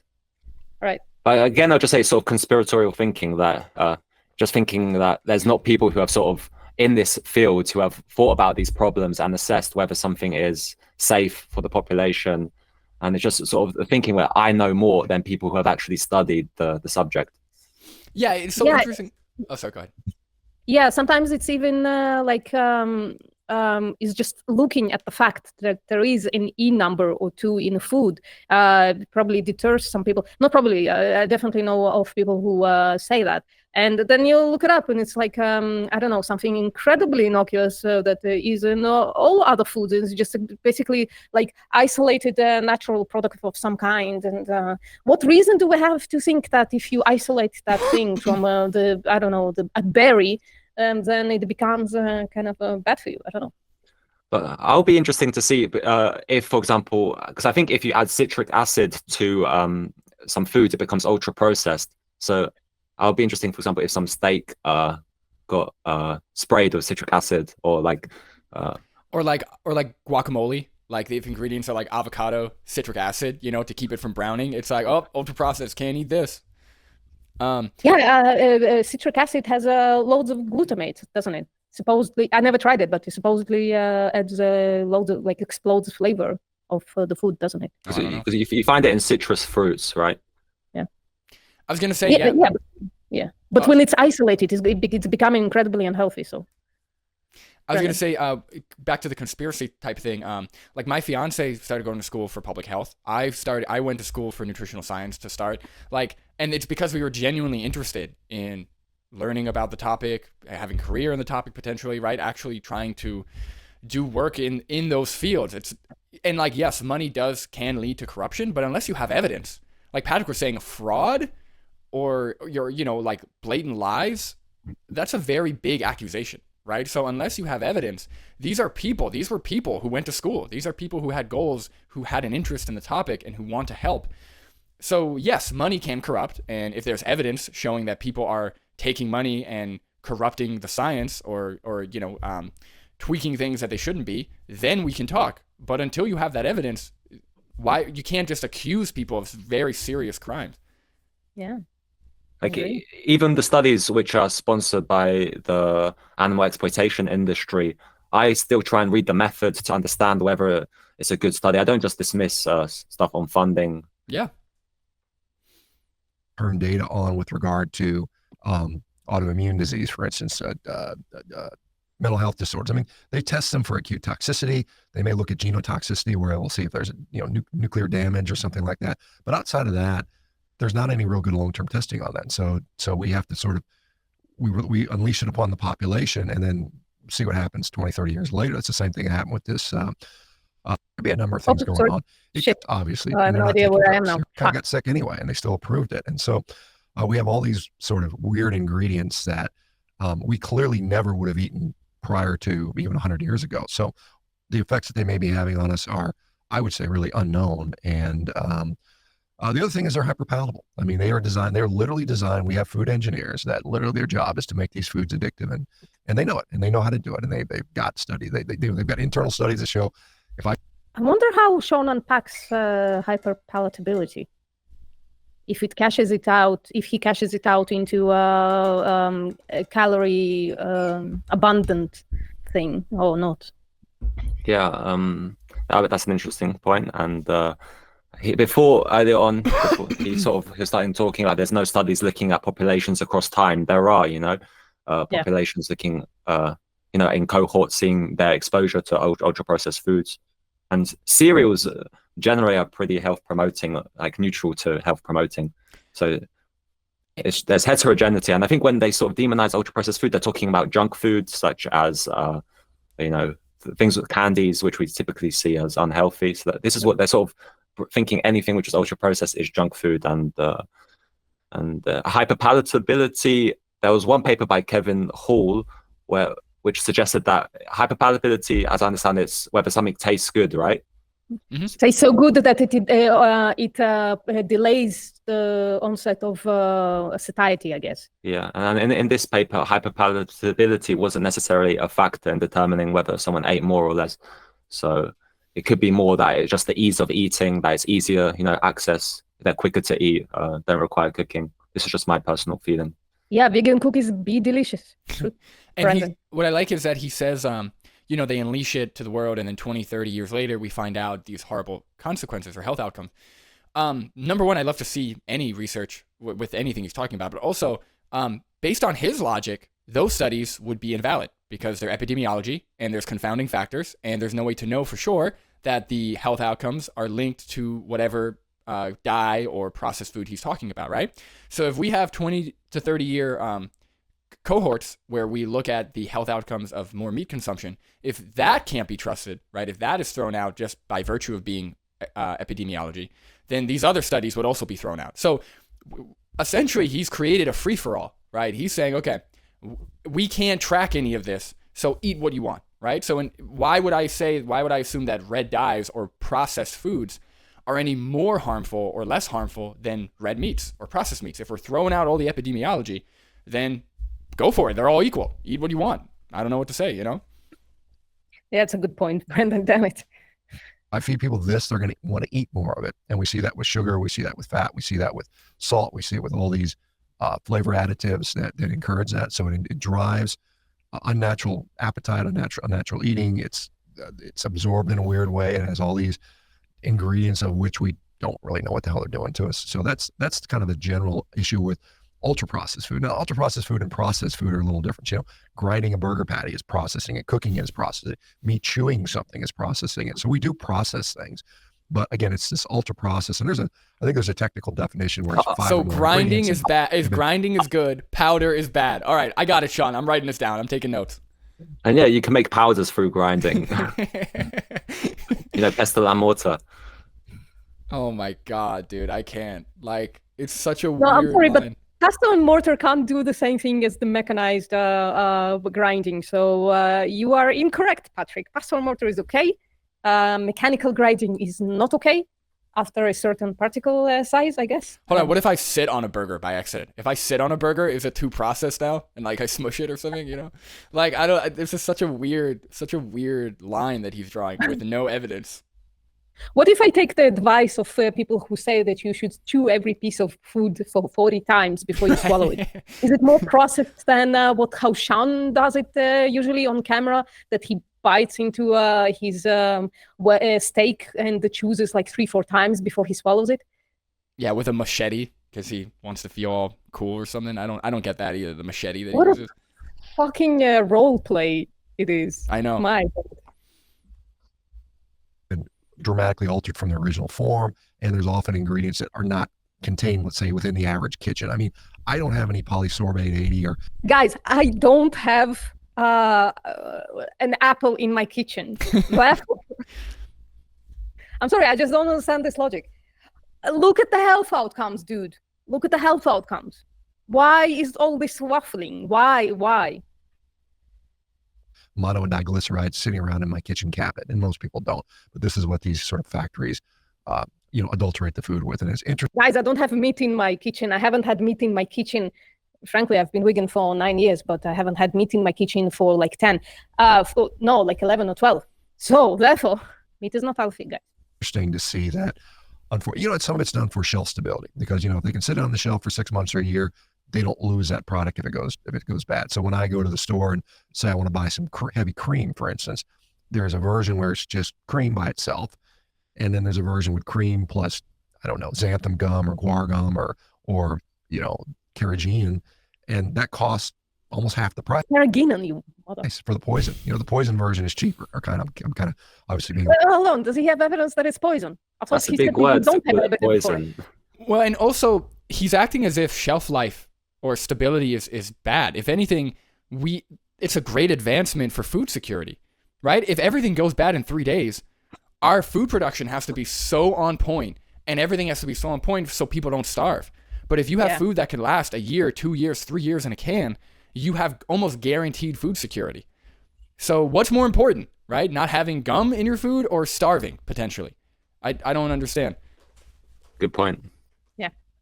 A little hyperbolic on the poison version, but it is a version that perhaps those things are problematic for us. I think people are going to listen to that and think, oh my God, my heavy cream. I'm carnivore. I have to look at my ingredients. You do have to look at your ingredients. We're going to talk about best and worst foods, how to start We have it in common with vegans. Yeah, we know. Yeah, look at your ingredients, guys. carnivore. But it's important to understand there's ultra processed foods, there's processed foods. And then that goes into the next layer, which is, okay, I'm going to eat whole, unprocessed foods, a healthy diet. The extremes are... Oh, you're going to eat an apple? Vegan, carnivore. I want to get your first... Sorry, vegan doesn't mean whole food, right? Those are two different things. And I hate to spoil it to you as a junk vegan myself, semi-junk. I mean, just... And anyways, Brendan, you have something to say? No, 100%. I'm curious as to what he's going to say about the vegan diet. I have a feeling, but... Your thoughts first. Yeah. First on vegan. Yeah, well, I mean, clearly there are people that improve their health by going vegan, at least in the short term. And for some, they as someone who doesn't have long-term outcomes for fucking carnivore diet, you shouldn't be talking, Sean. Glass houses and shit. Glass houses. Sorry. You can sustain it over a period of time. I think that's a majority can't, but some do. And I think, obviously, excluding all those foods we previously talked about, all these ultra-processed foods, is going to generally be a net beneficial. Now, I think one of the things we often, there's carrot. I don't think a vegan diet automatically means no ultra processed food, which he has just sort of moved on to. There's possible to do vegan diets with ultra processed food, which I think is a good idea. Specifically, fortified products are a great. Soy protein. I mean, soy milk is a lot of the time ultra processed, but it's the health promoting.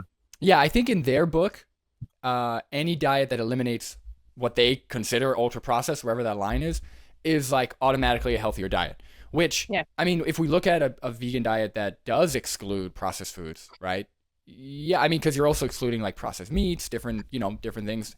So, yeah, that probably does lead to better health outcomes. But, right, a vegan diet probably is more sustainable and would still lead to great health outcomes with processed foods, like fortified foods, supplementation, if we consider that processed, whatever you want to call it. So yeah, I think we are all in agreement. We all know that just because a food is processed doesn't mean it should be excluded or leads to worse health outcomes. But in their book, I think they're comparing like, whole food, plant-based to whole food, or whatever whole food carnivore means. I guess whole flesh carnivore. Yeah. And I think I personally, I don't advocate a completely whole foods diet. I agree. It's just too restrictive. I think it's easy to like get on that thing where it's like, okay, whole food, plant-based, exclusively, you've got to eat only whole fruits, whole veggies, whole grains, stuff like that. but it's just not sustainable for most people. And there's no reason for it. There's plenty of beneficial foods that are more processed, like soy milks, like fortified cereals. There's a lot of great things that are more processed that could help you with your diet. Yeah, some of these are ultra processed, as you mentioned, and they can reduce risk of various detrimental health outcomes. So, yeah, guys, I mean, my vitamin D tablet, vegan D3. I'm sorry, is that a powder? It's a powder. Is that a powder? Instantly unhealthy. Dude, throw it out right now. So it's incredibly terrible for me. And it doesn't matter that it basically made my vitamin D status amazing. No, because it's a powder. That's it. There's every time somebody says something stupid about nutrition online, I remember to take my supplements. Sort of characterizations of what a vegan looks like. Thin, usually, maybe somewhat emaciated, not very muscles. I mean, there's some truth to that. There are exceptions, obviously. Nice. That and take a lot of supplements and things like that. And I don't even fucking work out. All I do is sometimes I just leave and sometimes pick up heavy shit. This is just life. Yeah, something tells me Patrick's hiding some jack physique under there. I haven't seen it, but oh my god, I'm fucking sure. Something's telling me Patrick is a stunner under those layers. You know what I'm saying? No, I've never been. Well, I have been to gyms, but I'm more into calisthenics. You're probably even more jacked. I mean, calisthenics gets you jacked. Oh well, yep. It gets you really, really lean. Well, lean, but it really helps with, like, I don't know if the term is muscle maturity, but it gives you like that hardened look, So I'm telling you, Patrick, one day you got to post a photo. I'm excited. Maybe one day, yeah. and do a little better with that. But I mean, generally, it's difficult to extract a lot of nutrition from, say, particularly, fiber-rich foods, vegetation. It takes up a lot of room in your guts, and it may prevent you from consuming other foods. It may cause some level of satiety / some people it's bloating and discomfort, but it discourages you from overeating. You can eat. Oh, he's talking about it like a good thing, right? Eat a lot of it because there's very few calories in there, and then you just have great big bowel movements multiple times a day. Right now I think I'm fully retracting my statement before that he's a calorie denier. I think this may be proof that he isn't. I don't know. I'm very confused every time I listen to Sean Baker, because he keeps rolling it back. And most of that nutrition ends up in the toilet. So you're spending perhaps a lot of money on organic fruits and vegetables, and a huge percentage of that nutrition ends up actually in the toilet, not absorbed, and you may lose weight that way. And some people may find hold on, time out. Whoa, hold on. Okay. He said a great deal of the nutrition from fruits and vegetables ends up in the toilet. That's one thing. And then he said you may lose weight because of that. So is he talking about vitamins and minerals? Is he talking about calories? Because last time I checked, you don't lose calories like that. It's not like you shit out calories. Like, I'm sure you lose a few calories. I don't know the science. I'm sure you lose maybe a few calories. But it's not fiber has calories, I think. Fiber itself has calories, yeah. Well, it's not like you eat 500 calories and because you're on a whole food plant-based diet, you shit out 300 of those calories. That's not how that works. Also, there's soluble and insoluble fiber. The soluble fiber, you whatever the word is. Mm-hmm. Yeah, I don't know. That's a very weird claim. So Patrick, what do you think? I think he might have been referring to like vitamin and mineral or like bioavailability. So maybe he's saying like, oh, the minerals or the vitamins in fruits and vegetables are less bioavailable, but then he brought it to weight loss. So I'm just, it seems like two separate claims or something. That's a good catch, Brandon. I might redact my reductment in a secondary. Oh, my reductment. Yeah. I'll say generally eating fiber could result in people eating less, which could help calorie management. And fiber also has a caloric content as well with it. So it also does has, I think it's 2 calories it has. Yeah. Yes. And he mentions organic. The fact that he's saying organic, I personally don't think organic is there's compelling evidence to, support improved health outcomes. Yeah. I'm with you. I wouldn't call it a scam. I just don't think we have enough evidence to benefits of organic foods in any. Do we, Patrick? The papers I've seen they're pretty similar. So just eat fruits and vegetables. Don't really get, if anything, like for me, probably the stress of having to worry, is it organic or not? That might lead to worse health outcomes just with the stress, the added stress of it all. Yeah. And you may lose weight that way. And some people may find that they like it, and they prefer that.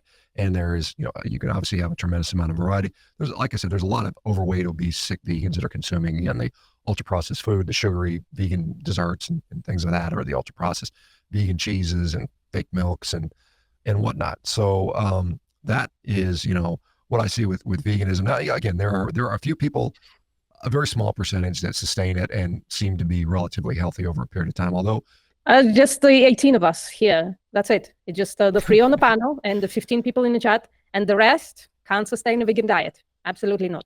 We see as they get older and older, the likelihood of osteopenia, osteoporosis, fractures, sarcopenia certainly starts to set in. And so we rarely see. Sorry, does he have evidence for elderly vegans having all these health problems as opposed to other diet groups? I don't know. I don't think so. The last thing moving out of his ass. Yeah, the best evidence I've seen actually shows plant-based dieters had. I think I saw they had a lower risk of calcium deficiency, or a higher intake of calcium. I don't know, Patrick, if you know what I'm referring to. I cannot remember off the top of my head, but I know that there's with regards to the fractures which he mentioned, there was a study called the Epic Oxford where there was the only risk was raised in postmenopausal women with low BMI, and then the calcium intake. I think they didn't actually take into account vitamin D intake, and then the Adventist Health. So actually, in the study which I mentioned, Epic Oxford, considering vegans above a BMI, I think it was of 22.5, vegans actually had a lower risk of hip fracture, but specifically just postmenopausal women, they had an increased risk with a low BMI. And then in Adventist Health Study 2, they actually adjusted for calcium and vitamin D, and then the risk was diminished in postmenopausal women after these adjustments. And then there was a recent paper from last month, I think, looking at just plant-based dietary indices. So those consuming, in the top, range, in the top, I think it was quartile or quintile or something like that, of adherence to a healthful plant-based dietary pattern, there was no association with hip fractures, and they had on average consuming about 1,200 milligrams of calcium per day. That sounds about right. When I was tracking food, yeah. I think recommendations are about around 1,000, but yeah, it's somewhere. I think as far as I could figure, it's between 800 and 1,200. So 1,000 is where usually most countries land on as the recommendation, as the RDA. Yeah. I think with regards to bone health, most important, calcium, vitamin D, exercise, BMI, don't be underweight, Right. What I consider vigorously well-muscled older vegans. I mean, there's exceptions, but generally we don't see that. So with a vegan diet, because I'm thinking of somebody listening to this episode, they might be vegetarian or vegan out of ethical reasons, or maybe they're just born with that kind of lifestyle. What is missing in a vegan or a vegetarian diet that you can't get, that you have to eat meat? Well, again, a vegetarian diet and a vegan diet can be very different. Obviously, a vegetarian diet, dairy, eggs. Some people include fish in that. For some reason, they'll call it vegetarian rather. We agree. Oh my God, I agree with Sean completely. Why would you call yourself a vegetarian and include fucking flesh? I think that there are obviously B12 is one that most people are familiar with. I mean, there are certain vitamins. I mean, supplements exist. And nutritional products that are difficult to obtain on a vegan diet. Not impossible, but difficult, and it's harder to do. And then there are certain things that you can't get, which are conditionally beneficial. Things like carnosine and creatine, carnitine to some degree. Those things have beneficial effects to the heart, to the brain, the musculoskeletal. Conditionally beneficial, he said. It's definitely. Listen, I'm inclining to agree with Sean Baker on everything he said, but it's not a good indication of vegan diets being somehow suboptimal or something, right? So what he said so far, you can't get B12. Agreed. Everybody knows that. Just get animals also supplemented a lot of the time. There you go. Mm-hmm. Even if it wasn't true, fully granted. You have to take a B12 supplement on a vegan diet, right? We agree? Okay. And then there are certain nutrients that are harder to get. Again, agree. You have to be a little more cautious with your vegan diet, right? Like tracking your nutrition for a little bit could be incredibly beneficial. You'll know exactly what you have, right? And then there are, how did you say it, Patrick? About the timidly beneficial, or how did you say? Conditionally beneficial, he said. Beneficial nutrients. Again, agreed. Okay, there are some beneficial nutrients that you could supplement. That's great. So why is a vegan diet problematic? I don't see it. I agree with Sean, but I just don't agree with the conclusion, and therefore a vegan diet is problematic somehow. And a lot of the nutrients he mentioned, you cannot even get in a reasonable quantity anyway, unless you're supplementing. So, yeah, especially in only skeletal muscle tissue. Yeah. Yeah, exactly. Also, carnosine isn't carnosine. You have to take like grams, like something that is a supraperennial doses, right? Yeah. Well. And creatine, omnivores, omnivorous athletes, they also a lot of the time supplement with creatine and muscle oil, flesh. I've got some papers where it loses, creatine's converted to something else when you are cooking it. So. Oh, interesting. Body endogenously produces some of it, but the numbers are very low. And so we see, like, for instance, there was a nice study out of Stanford University done in 2018 where they looked at people with low serum carnitine. Isn't that a bit epidemiology, Sean? Yeah. And plant-based people tend to have lower serum carnitine levels.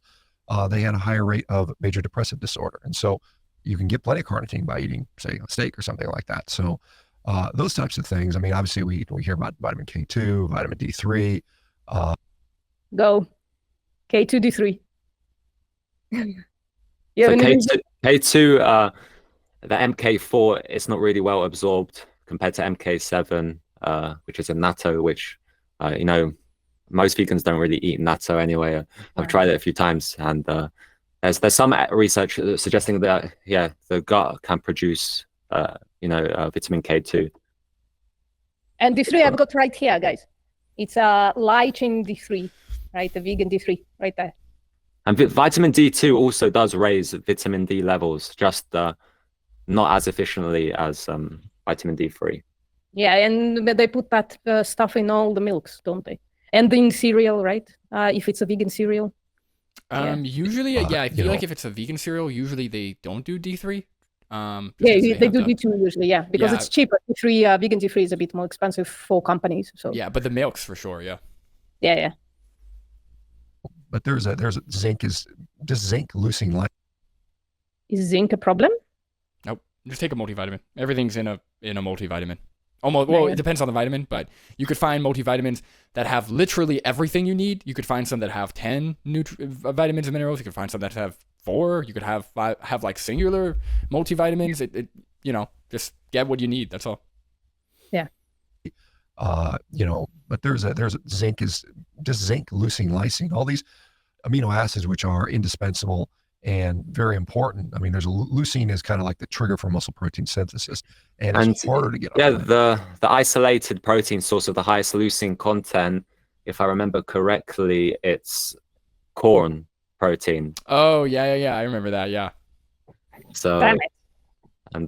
Before zinc, also I've seen papers in which like zinc status is kind of unreliable to measure, but I've also got a paper of vegans with zinc, the biomarker in the reference range. Guys, I gotta be right back, but you could keep playing it. So all right. It's not that you can't get it, but it's just harder to.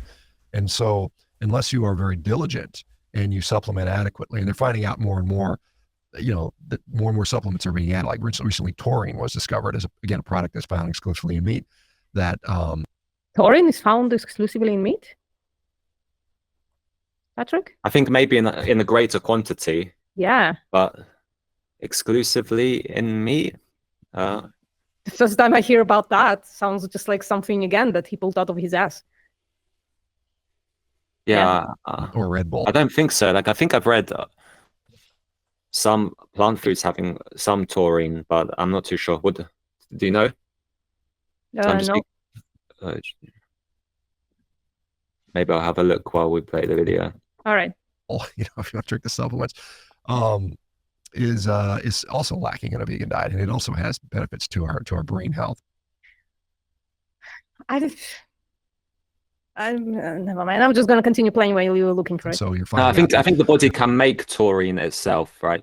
So yes. even it's if a non-essential amino acid for humans, isn't it? Yeah, and so like if the body can make it, why do we really? Well, he's saying it's beneficial somehow, which is okay. Fine, they'll take a supplement. I'm taking a amino acid supplement right now. I'm taking glycine in supraprendial doses. I'm taking 3 grams of glycine to see if it improves my sleep. So it could be beneficial, right? Doesn't mean like if you go to a doctor, right, and they say, well, glycine could be beneficial for sleep, therefore you should eat 10 kilos of steak or something. No, they'll point you to a fucking supplement, right? Even if you go to a doctor and you find out that your B12 status is low, like it would be a terrible fucking like I haven't met a doctor so far who would say, well, therefore you should eat a steak, right? All the B12 deficiency papers, the solution is to take a fucking supplement, because supplementing is the best way to avoid deficiency or get yourself out of deficiency, or take doses that are higher than what you can get in a diet, right? Sorry for monologuing for a bit there. You're having to supplement more and more and more to get optimal nutrition, and also we're finding out that, well, we know that if you're doing a vegan diet for ethical reasons, you're causing a lot more animal suffering and death than you probably understand, and it's something that. Excuse me, motherfucker. It's just our job to talk about fucking ethics, right? So we definitely know everything about it. Brandon, now you can go on a tirade. Oh, have we went on a tirade about? Yeah, no, I mean, like we addressed earlier, like we are fully aware. I know that they, like, non-vegans always think this is like a gotcha. Yeah. Last week I did activism, and the guy was like, let me ask you a question. Do you understand all the moles, voles, snakes, rats? Like, they go on this like little rap that they heard on Joe Rogan.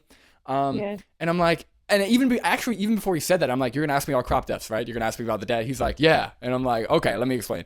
So yeah. I only hear it or read it 10,000 times a day. That's it. That's the only way for me to anyway. Yeah.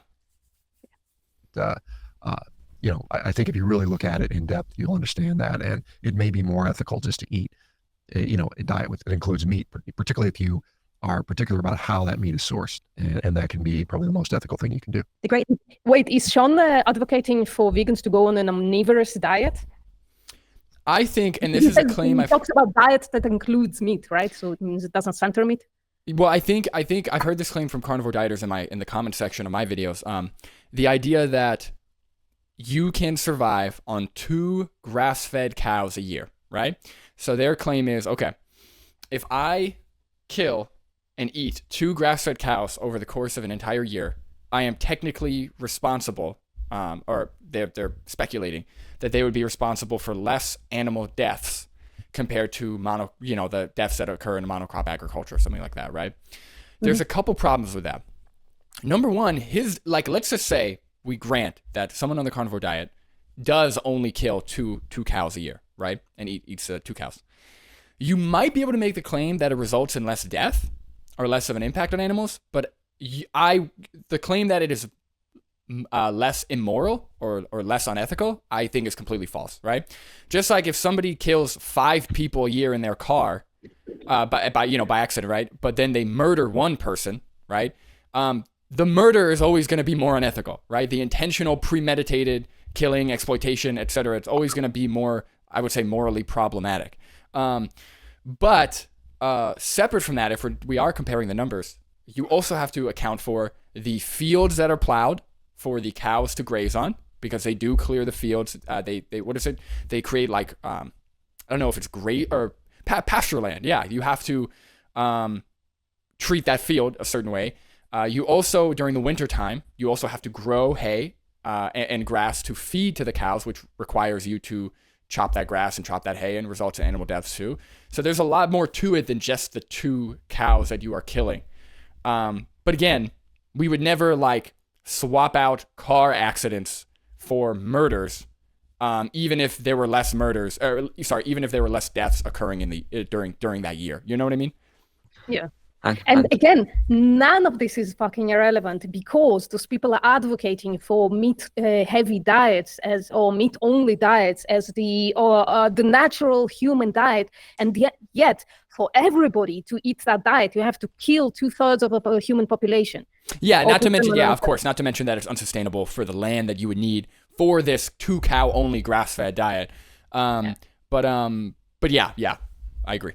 So it becomes an incredibly selfish diet. It's both the healthiest, most human-adopted diet, and you can't sustain populations on it. So who the fuck cares about your specific meme diet, Nathan Scott? And I'll also add that when someone is like murdering a sentient being, I also count the death as rights violations. So, for example, if someone kept someone in their cellar and was feeding them to eventually murder them, I would definitely count the crop deaths involved as a rights violation. So, because it's something, I think Nutrivore maybe brought up in the debate that when you're murdering someone that doesn't need to die, all the death, even if it's sort of accidental, or it's like it counts as a rights violation because it didn't need to happen. Yeah, agreed. Great thing about you is that you're not anti anything, but you're giving a well-balanced, evidence-based approach. And you're evidence-based. Yeah, a well-balanced, evidence-based approach. That's and he's not anti anything. Please give me a break, bro. This is pure entertainment. So 21 minutes in. How many citations have we got? How many has he cited? Yeah, is there any in the description? Just curious. Of course not. I don't think he's mentioned the study yet, right? He did. He mentioned one about just recently. He mentioned in like an 8-week study. I forgot what he said specifically about it. But yeah, he did mention one. If I don't know if I want to go into it, but. I mean, recently was about an hour ago. So, and I will claim that there is such a thing as YouTuber amnesia, because you are concentrating on so many things that you're bound to forget what happened 30 minutes ago. All right. Favoring a meat-based diet, which goes nicely into carnivore. Now, there's different variations of carnivore, as you've probably seen over the last 5 to 6 years. What is the carnivore diet? Well, again, I wrote a book called The Carnivore Diet. I was kind of the first guy to really popularize it. And my definition is it's a diet that focuses on animal foods. You eliminate plant foods generally. I mean, some people include a few herbs and spices, as like a flavoring thing. A cake every now and then. But generally, it's animal product. I mean, that's pretty much what it is. And I know there's obviously different, like you said, different variations on that. Even in the book, I outlined a couple different versions that may be appropriate for, say, someone with an autoimmune condition versus somebody that's just trying to lose a few pounds. And so, if you want to make a shift towards optimal health with a carnivore diet, they made challenges. Things in the analyze. Learn more. Just go to all these phytonutrients. For me, it was a bit vague what he meant by focuses on. Of course, it's vague. He can't give you anything specific. What are you talking about, Patrick? Do you expect something specific from Sean Baker? He walked it back like 3 times. Polyphenols. It's actually been shown now that meat actually has those things in those, and it's often in very significant quantities. It's just never been really looked at. I'll just make a point, actually. If meat, tastes so good, why are they advocating to use, plants as spices? Yeah. But in very significant. Yeah, it should become a meat shake. It will absorb better than a slab of meat that you can grind with your teeth, right? Those amino acids are going to be breaking down and absorbing much better into your bloodstream. Can't do it. Too ultra processed. Yeah. No powders, no shakes, no. But grinding, except ground beef. Ground beef is fine. In quantities, it's just never been really looked at. And there's some great work done by a guy named Stefan van Vliet, Frederick Provenza who've shown that, particularly. Yeah, I know this Stefan van Vliet. I've heard of him too, yeah. One time on Twitter, he was showing a study sort of implying that meat was not associated with detrimental health outcomes. And then in the study, the dose was 15 grams of red meat. It was like between just under 15 grams or 13 grams, something like this. And so with sort of a little bite of meat per day, you won't necessarily expect to see. Yeah, no. If everybody wanted to eat 2 bites of red meat a day, we wouldn't even be talking about nutrition, right? That's the problem. So not only is it a great idea for Sean to talk about any kind of nutritional study if he dogpiled on it, it's also completely useless to quote a study that the dose response is do 15 grams of meat and then extrapolate those findings on a carnivore diet when they basically eat like 1.5 pounds of meat a day, right? The big ones. Yeah, I don't think he's mentioning that specific study. I'm just saying that this person is also sort of, the carnivore community love to quote Stefan van Vliet. Yeah, so the first point at least is sand. So yeah. Animals that are fed a diverse forage, they have a tremendous amount of these so-called healthy phytonutrients that are in them. So you do tend to get that on a meat-based diet, particularly if you're eating whole cuts of meat. I mean, it's a really reasonable way to get that. Why is it particular to whole cuts of meat? If an animal is fed forage and therefore it has phytonutrients in it, why does it matter if it's a whole cut or mince? Because the chopping, right? Yeah. Every time you break a big piece into smaller pieces, ultra processed immediately leads to worse health outcomes. Talking about whole cuts of meat and doing a carnivore diet, eating an animal-based diet. What do you think about processed meats? Because the World Health Organization says processed meat is a class 2 carcinogen. It's going to cause colon cancer. There's so many people that are going to see that. Yeah, it's class 1, isn't it? Mm-hmm.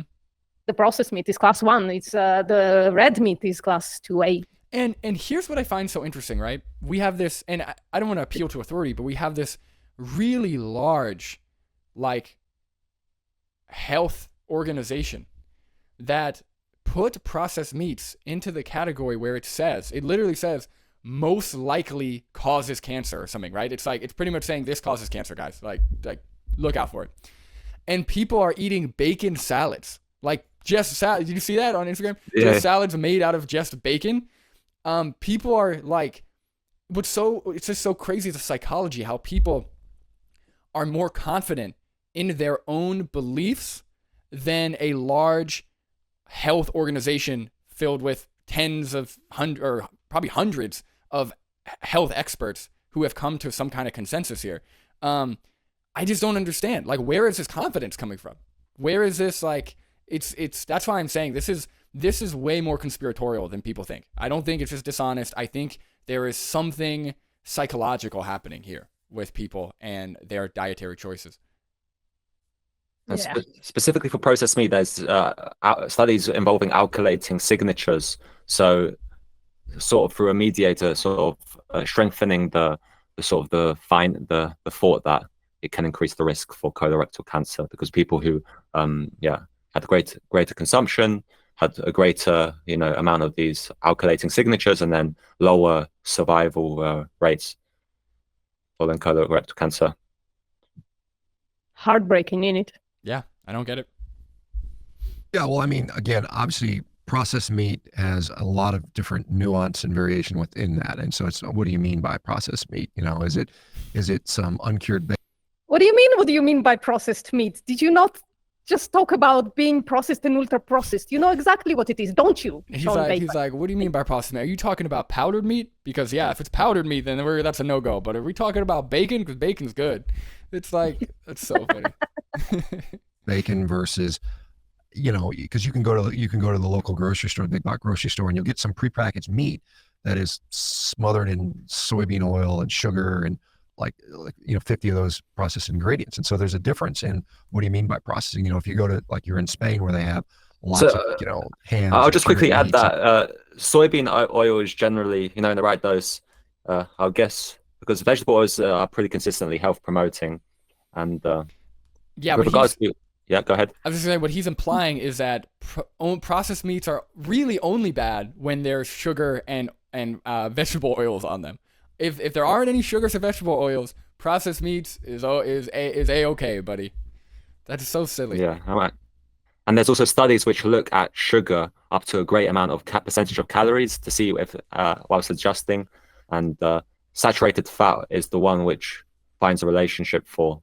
So sugar doesn't seem to be uniquely deleterious to health from what I've seen, apart from the fact that it's easier to potentially overconsume calories, or it's associated with junk food. Or tend to find it too.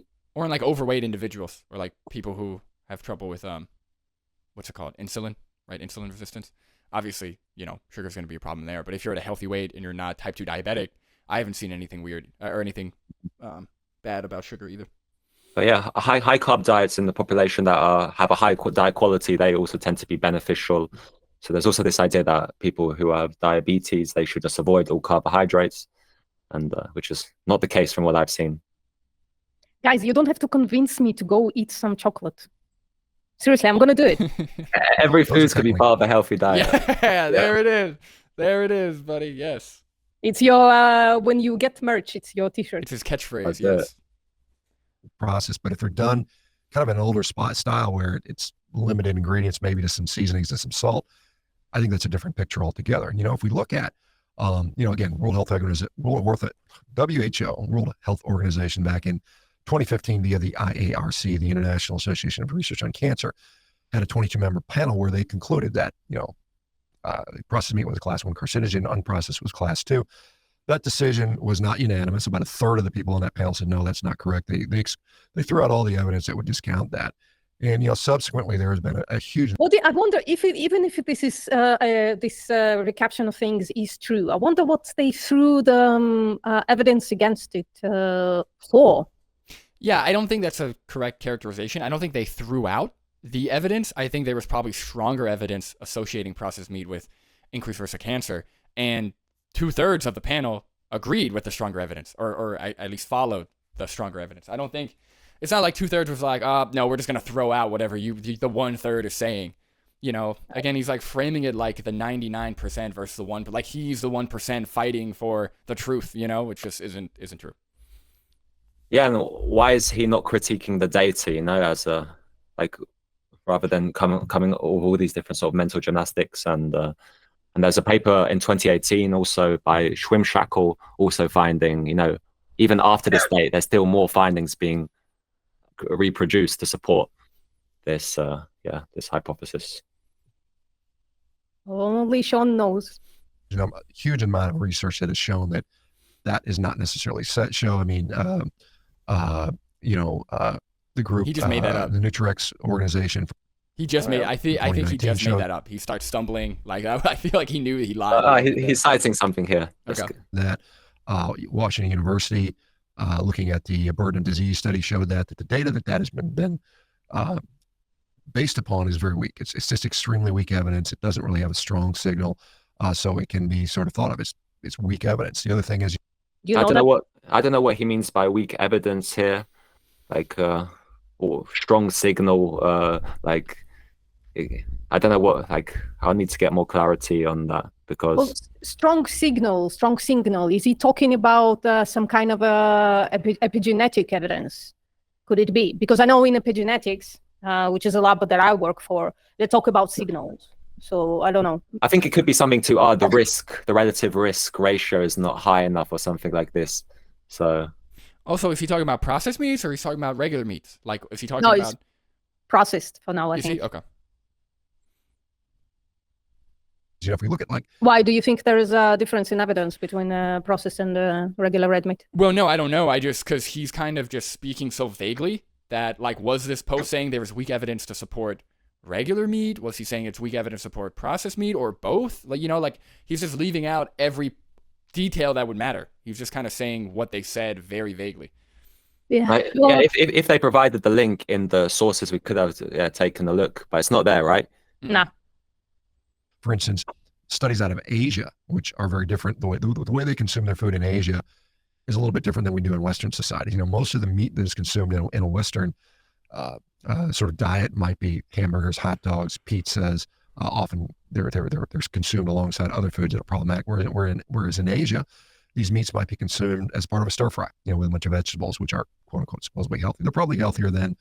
I will add that Asian populations might have smaller consumption, so the dose is lower, and also there's papers which adjust for whether meat is served as a dish or within a meal, or such as in the lasagna, and then there's still similar risk increases.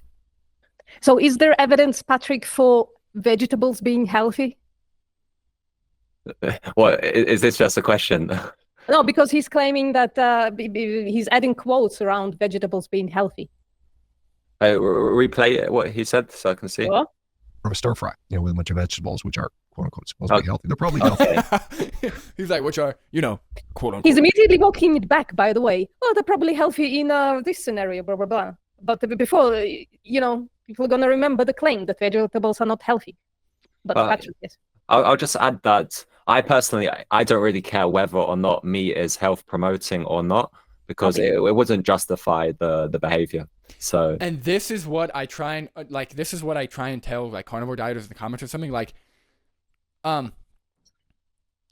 don't really care. Like, we could even grant that a carnivore diet could be as healthy as my problem with carnivore dieters is they're making claims about plant-based diets that are just false, right? They're saying plants are trying to kill you. They're saying you can't be healthy on a plant-based diet. That's my issue, and they're not providing evidence. I don't care if meat causes heart disease. I don't care if meat is beneficial. I don't care if, so that's what I'm trying to explain to people who are like, well, you didn't, I'm not here to prove carnivore dieters wrong. I would, if you're going to say that plant-based diets can't be healthy, you need to provide evidence, number one. And also, if we grant that both diets could be equally as healthy, there are so many reasons to choose a plant-based diet over a carnivore diet, right? Ethical, environmental, sustained, well, I guess that's environmental, but you know what I mean? Zoonotic diseases, right, as well. So that's the thing is, that's such a great point, Patrick, because like, we don't care if meat's healthy. Like meat, let's say meat is the healthiest thing since, well, I was going to say since sliced bread, but you know what I mean? Let's say meat's super healthy.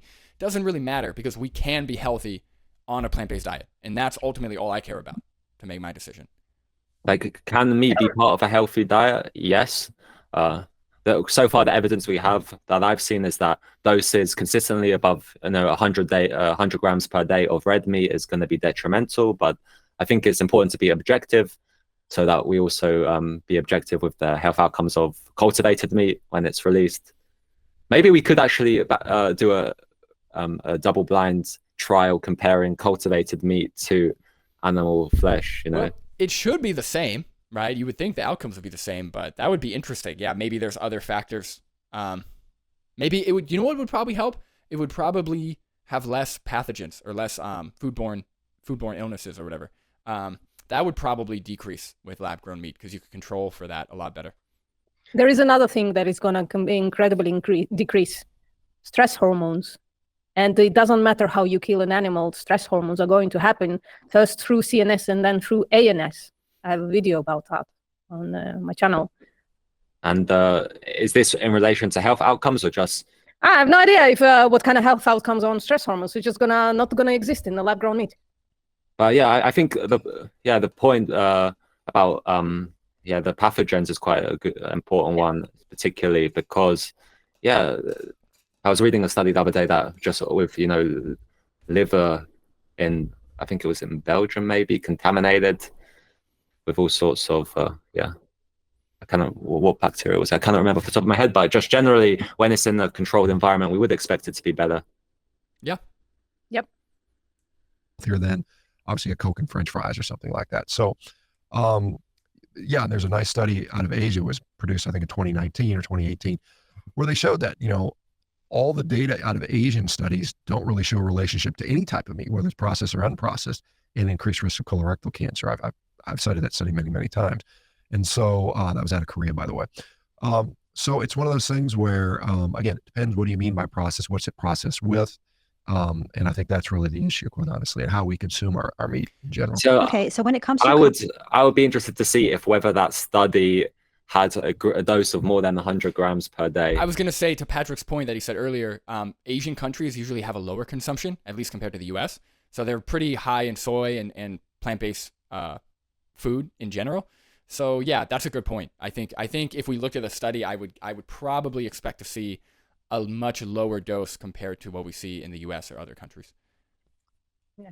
But yeah, guys, I'm sort of running out of time here. I'm probably going to have to get going. So either you two, you can continue, or we can sort of do a part 2, or if you feel like it's worth it another time. I don't know. I think this created many interesting not conversations, but many interesting ways to mitigate all the strange information we just heard. So I'm for part 2. I'm for part 2. We're like exactly halfway too, so I'm down for part 2. Yeah. I was about, Patrick, as you said it, I was about to say as well that maybe it's time to, wrap things up. Round it out. Yeah. Vegan Gaze is here. Vegan Gaze, you're late. Unfortunately, we're going to have to move to part 2, maybe next week. But maybe Vegan Gaze is going live soon. So, So just to summarize this, this first half of the, lots of conspiratorial thinking. Very little evidence or reference to studies. And if there is reference, he doesn't even say he doesn't say the title of the study, doesn't say anything specific about the methodology or really the outcomes. He just kind of references a study that is related to what he's talking about, but not really anything conclusive. So that's interesting. Yeah. And let's not forget that he started this interview with completely dismissing all nutritional evidence. So I'm just not sure why he's talking about nutritional evidence at all. That's a direct contradiction. He's saying that epidemiology is and is not effective for, researching nutrition. So it's already a contradiction there. I don't get it. But the demonization of powdered foods as well. Come on, man. What do powdered foods do? I had some Fun Dip the other day. Which is, have you guys ever had Fun Dip? Do you guys have Fun Dip where you guys are? No, what is that? Okay. So I grew up eating Fun Dip, and Fun Dip is a candy, okay? It comes with a stick that's edible, so it's like in a powder, in like a sugary powder, right? And you dip the stick into the powder, and it's somehow like really good, but according to Sean Baker, I can't eat that anymore. So guys, I'm taking out powder out of my life. No more Fun Dip. Brandon, I hope you can survive this. I'll add quickly to your point about him providing no title, no author, for example, so we can't fact check. I think it's very important for podcasters to get the sources of who they're interviewing. So I'm not sure, what was the name of the person whose podcast this was? 5 Minute Body, I think, is the name of the channel. I'm not sure what the name of the person is. I think it's the responsibility of the person hosting to make sure that their guest provides the studies and that they can provide it for the viewers to read. Especially if you're going to say that something is evidence-based. Like, it's one thing if you're shooting the shit, just having a casual conversation, okay, speculating, going off of your expertise, that's fine, right? Obviously, that's fine. But when you're saying that something is evidence-based, I would expect to see the evidence that you're referring to. That seems very irresponsible. Yeah. All right. Well, guys, everybody in the chat, thank you for coming. Thank you for commenting. Thank you, everybody. Thanks, everyone, for joining. Yeah. See you next time. See you guys.